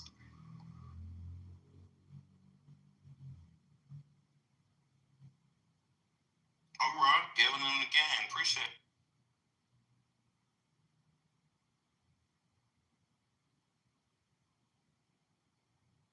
I got something for you, Rob. You're going to like this. Hold on. And I enjoy talking to all of y'all great people. One thing I will say about the publishing situation, right? Just giving y'all heads up, I see a lot of people going back to doing admin deals. Maybe because, they don't want to handle all the legwork. But the full-blown publishing deals, a lot of people are getting out of those deals. One of my clients right now on the music side, Hit Boy, that produced the records for Jay-Z, and Jay-Z got him out of his publishing deal. And I don't know if he's an admin now or if he's just doing everything himself, but he appears to be more happier. And so I just think that's what's happening right now. I think that's the wave that people are trying to get out there, full-fledged publishing deals and just do admin deals. So take a look at that. This is something when I first started our companies, we set up. I'm not a CPA or an attorney. It's just how we move. And we set our structures up like this with our offshore blind irrevocable trusts and revocable trusts in tax haven countries, our holding code, our private foundation, and we have several for-profit codes, a combination of LLCs and C Corps. I'm gonna say this to Ken first, real quick, Kellis. I had to just do a Google search. I keep hearing that guy, Hit Boy, and I keep thinking Hitmaker. But people don't be wanting to do the work, man. People don't be wanting to do the work. They don't want to. They think it's all easy. You just get on DistroKid and it's all gonna happen. You get on TuneCore, it's all gonna happen. You get on United Masters, it's all gonna happen. You get on Empire, it's all gonna happen. And people, and they are 1,000% incorrect. Correct. So it's like I'll use an example, right? Ty Bazin out of Atlanta, you might know the brother. Yeah, definitely. He worked with Brent Fayez. A very simplified version. When he first got hearing about Brent was living in I think he moved from North Carolina. He was living in Charlotte. Yep. He was working at the Harris Theater. Subway in the Harris Theater. So what I'm saying, he was raised in Maryland, but he moved to North Carolina. And so that's when he first interacted with him. And he basically said, here's me paraphrasing, and this is what I tell anybody who asks me about the music business. You have 2 roads in front of you. You could be famous or you could make money. Don't think about the music getting out there. The music gonna get out there. But you could be famous or you could make money. Which one you want? And he said, if you want to make money, this is what it is. So he like, I think Brent, some of the music Brent made, they say it sound like a singing ass Future, like Dog Women Out type shit. And to some extent, he really was a young nigga like that, from what I've gathered from people that know him. So I think he probably was living with a chick, this and the third. That's why I laid that groundwork. And he told me, you can't, this job ain't it. You know what I'm saying? You making sandwiches or whatever the fuck you're doing here, you need to be focused on the music. You got to work on these projects. And so the longer version short, I keep saying that, y'all, forgive me, I grew up Baptist. He chose to make the money. And he says it's a harder road to hoe. You got to make money to spend money. You know what I'm saying? You got to spend money to make money. It's a virtuous cycle of that. And you own the shit that you keep. You keep the owning. You know what I'm saying? Whether or not that's the masters, the songwriting, the publishing, you get to keep owning it. And this is the route forward. This is a better route, especially when you want to make money. But it's hard. You know what I'm saying? And it costs money. I'm remembering Brent talked about in the interview how they had to pay $50,000 for a photo shoot or some project overseas or Hawaii or something with a beach. And he's like, yeah, we had to spend that bread. You know, and that's the road before a lot of enterprising musicians. It sounds cool to say stay independent or all the things like that. Even Nipsey Hussle. You listen to the stories that Nip and other people affiliated with Nip talk about. You know, they tell you about how it costs bread. Nip tell you like they had a janky landlord, built a studio, spent all that money on that studio and that. And next thing you know, they evicted, and the landlord lost the building. This and the third. What can you do? So shit, they had to get it. They had to get it going. So they had to go spend another 20, 30, 40, 50 grand to build a new studio. Now, you know, somebody might say, well, you could just go run a studio. He did what worked for him. You know, and it takes money to make that money if you want to stay independent. You know, even Russ. You know, it's different ways. You know what I'm saying? A lot of Russ older music, older projects. He's the songwriter, he's the producer, he's the instrumentalist, he's the vocalist, he's the artist. Russ did it all. So he eating good. So that's why his shit come up hundreds. I still make $160,000 a month off my old catalogs. And that's why he can cut a deal with Atlantic like he want. And because why would you worry about it? I make $160,000 a month. I used to be poor with no money. Well, Russ is a little different for Russ. He comes from a middle class background. But, you know, if you want to be famous, you need to get some virality. You need to get all the things and find somebody that's going to listen to your shit and put you onto a record deal. You know what I'm saying? That'll make you famous. Here's my confession. I'm going to just some Callie said. I'm still waiting to hear about Glorilla's deal. I had a funny suspicion, but I'm still waiting to hear about her deal. And to you, Callis, who does you for this setup? Who does the taxes and bookkeeping and payroll and accounting work for this? Like, I'm thirsty for that. That's good money right there, man. So yeah, that setup, the admin costs. That's a good. That'll give my wife this new BMW she want, man. That's pretty funny. You're talking about the matrix I shared with you, my wealth model. Yeah. That's I have a few different people, but I'm the one who actually put it together because I coming from tech in the Valley and just reading about how wealth is built. And then when I had my first software exit, got the term sheet. The very first time I got it, the money, and then got the term sheet, and then had an exit and whatnot. I just hunkered down. And I still could do company builds, but I hunkered down to understand wealth. Really, I studied wealth and how wealth is generated, stored, and passed on intergenerationally. And I drew this up the very first time on a piece of paper after I read several things, a lot of tax law, tax CPA, this, what's going on, what states. It's the same as like solving a software problem. And then I got a few CPAs and attorneys I know to actually make sure my flow was correct. And then I began just paying them to structure me properly.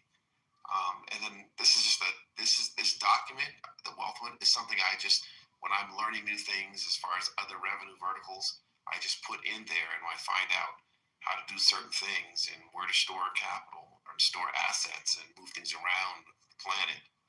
And so it's my own thing. I'm not an advisor or advocating anything. It's just how I first started years ago. And but I'm glad you like it, Rob. Yeah, again, I love taxes, man. That's always my foundation, and it's definitely very interesting. I need some Johnny Walker to take a look at it and piece it apart and make it make sense in my head like a song. But it's very interesting. But I know for a fact the administrative costs are worth every single penny. Hey, I didn't say they ain't. I didn't say they ain't. Listen, somebody paid Jack Rockefeller, John D. Rockefeller Jr. Jack Rockefeller paid a pretty penny for his setup. But the 1932 trust that he set up, continued to pay until David Rockefeller died in the 2007. And the 1954 trust, the 1934 and 1952. So the 1934 trusts were for John D. Sr.'s grandkids. The 1952 trusts were set up for Jack's grandkids. And there's still some left. I think there's one in Florida that still ain't fucking died yet. They call them the cousins. So you know, if the lawyers charge them $100,000 in the 50s to set these fucking things up, it's still valuable here now in the next millennia. So I said that to say, I'm not disagreeing with you. I just looking at it from a provider perspective, that's really good work for me. So yeah, I just was asking. And did you scroll down to see the pages where things are set up internationally as far as how I forget what page it's on, but yeah.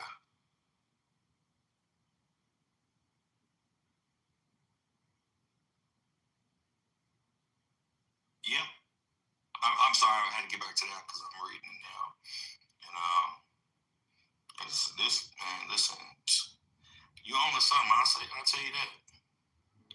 All I did was just I still run my tech company, my media co, and I said, let me spend a third of my time studying wealth, how to set things up for my grandchildren that are alive, but ultimately when I'm going off the scene for when they get married. And so the assets continuously stay in the trust in perpetuity, and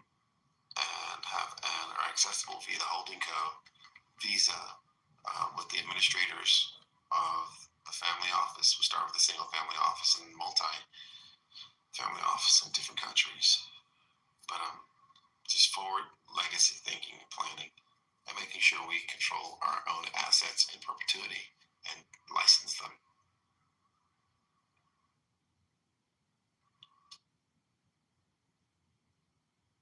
Yeah, that's definitely, again, trying to get back to that, that's definitely way to go, man. You just hear so much on this app about what the wealthy do, what the wealthy do, what the wealthy do. And I say to people, I hate to sound like a hater, but I've told people, listen, you're worried about the wrong fucking thing. You're not wealthy. Like, you are totally worried about the wrong shit. You need to get some assets first. You need to get some income-generating assets. And then when you see that snowball is starting to roll, then you can start setting up these kinds of things. Because it costs good money to set this kind of stuff up. People don't work for free, you know. And it's like, you know, you gotta know where you are to try to plan for where you're trying to go. But it's a lot of people putting the cart before the horse, you know. Hey, back to message. I want all the strategies first, and then I'll figure what business I'm gonna get in. Like that doesn't work. Hey, go ahead and message me back channel with your email and your business thing, and or on IG. That's connects to my blurb here. Can do.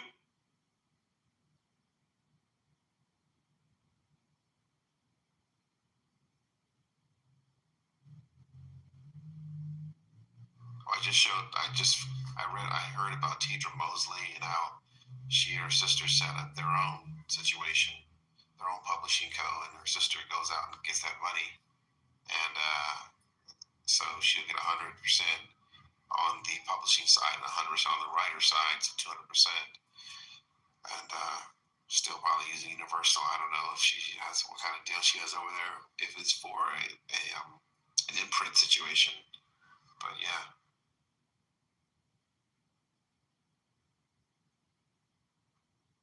By the way, she's the mother of the twins that's in that group, Coast Contra. A phenomenal group. I'm gonna have to check them out. I really am. Oh my gosh, they are a 4-member group. The last time you saw a group, Wu-Tang Clan maybe? Yeah, and they're conscious. That's what's different.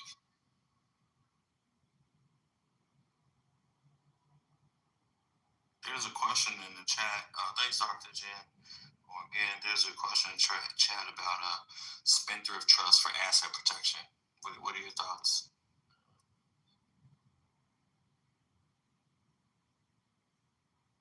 I'm not familiar with that. I don't know.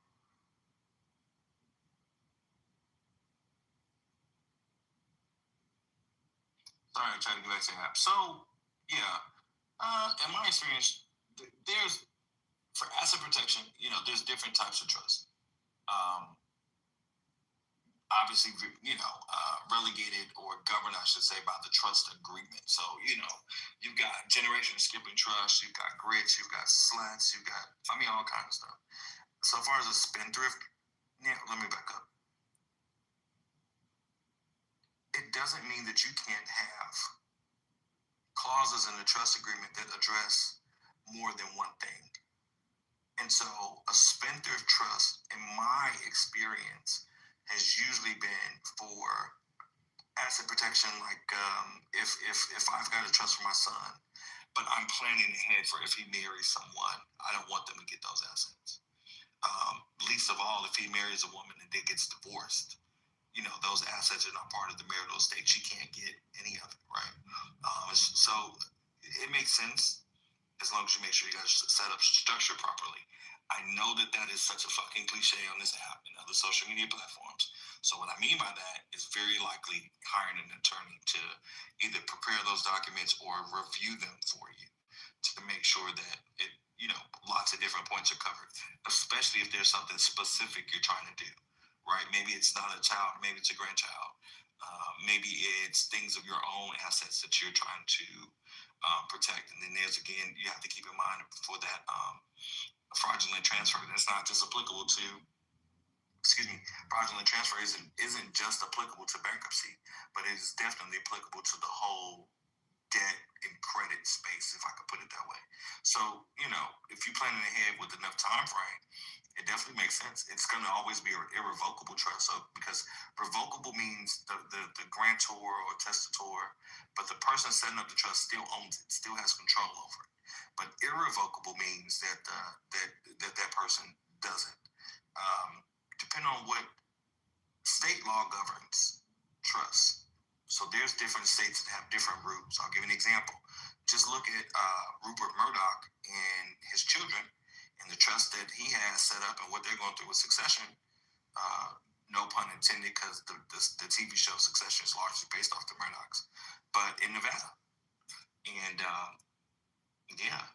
for a long, this is the second lawsuit, I believe. They can't break them trusts.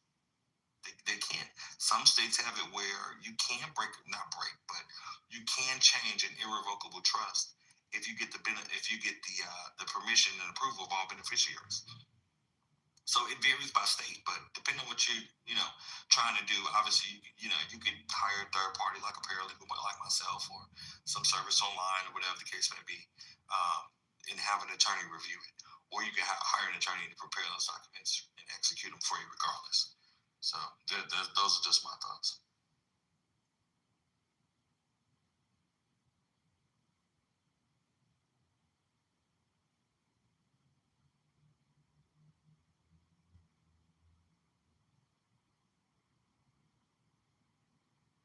I'm reading your Gallus, I'm reading your in the chat, man. I thought you didn't have nothing to say about that.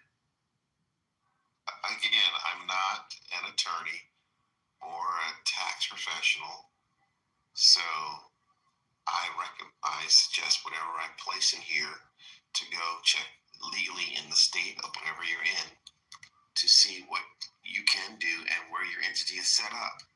I like revocable and irrevocable offshore tax haven situations for us, specifically because when my grandchildren, I may not be alive, actually are able to get married, all the assets stay in perpetuity inside the trust.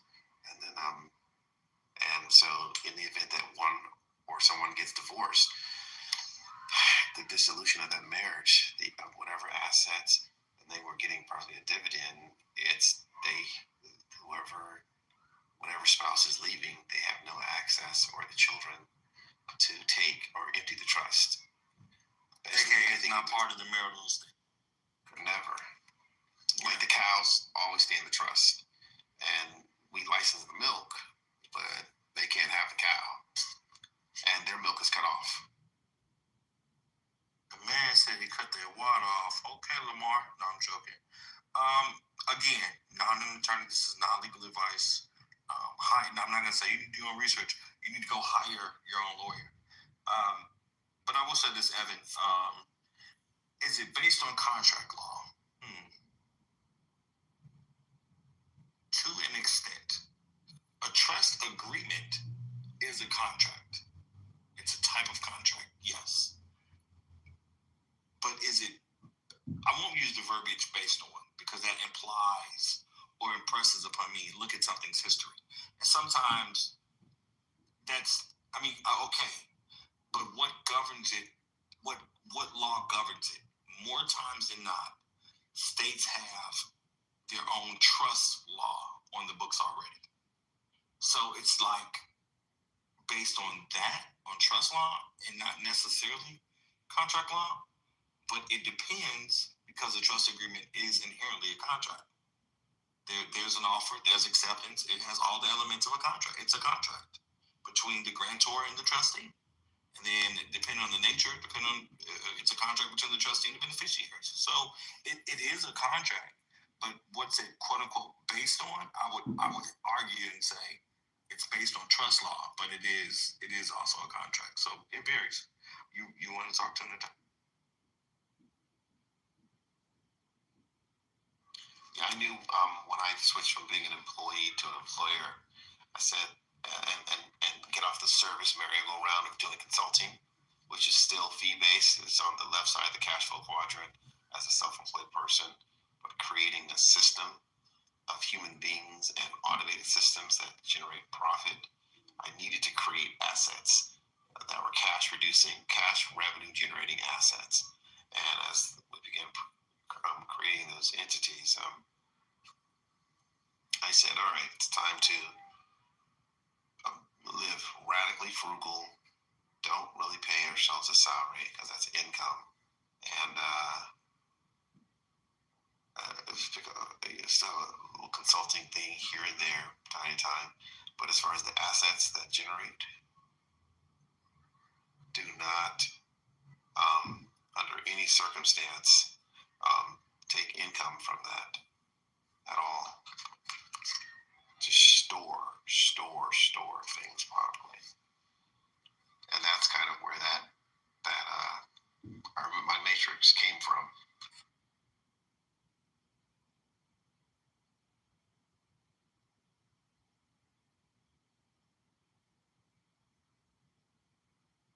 Yeah, that matrix is pretty cold, brother. I'm trying to find a way to save a copy. Is it so? Can you download? If you go to your Google Doc, your Google folder, you should be able to save as into your own folder before I go because I'm not disconnecting my link.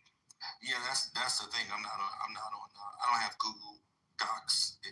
It's work related, so I don't have it on my personal phone. That's why. No big deal. I'll figure it out in a minute. Trust me on that.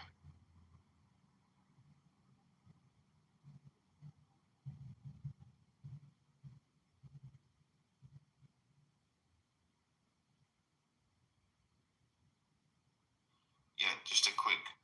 I think I've said before. It's just storing your assets in that green bucket, which is an asset bucket, and simple math.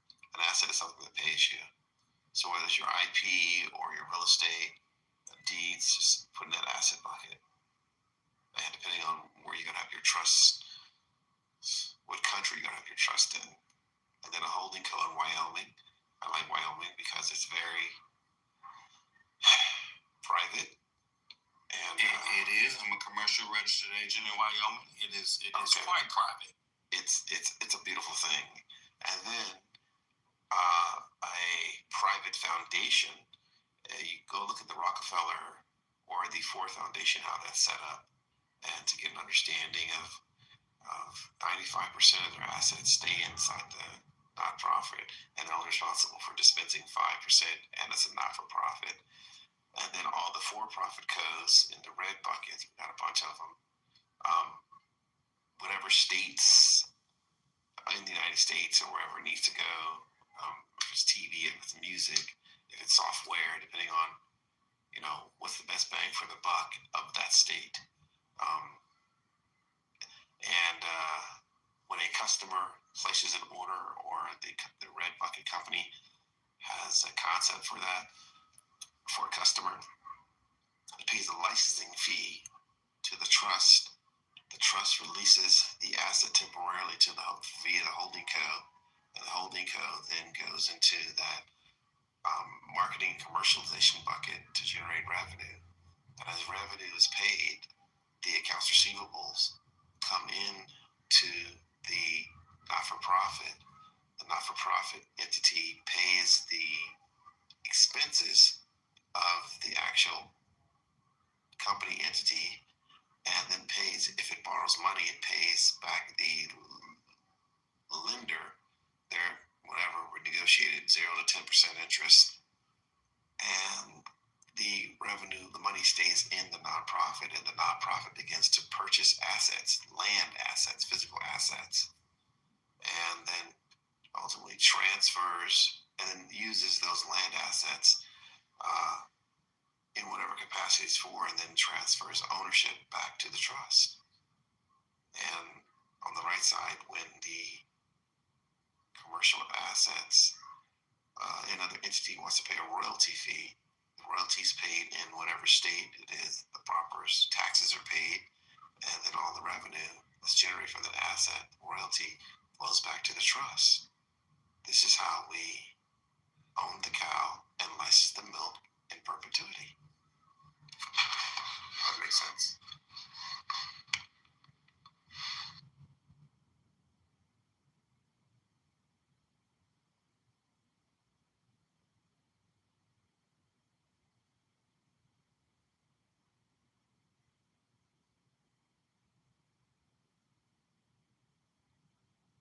I added you on IG, Catalyst, bro.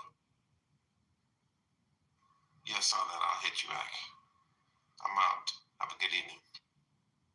All right.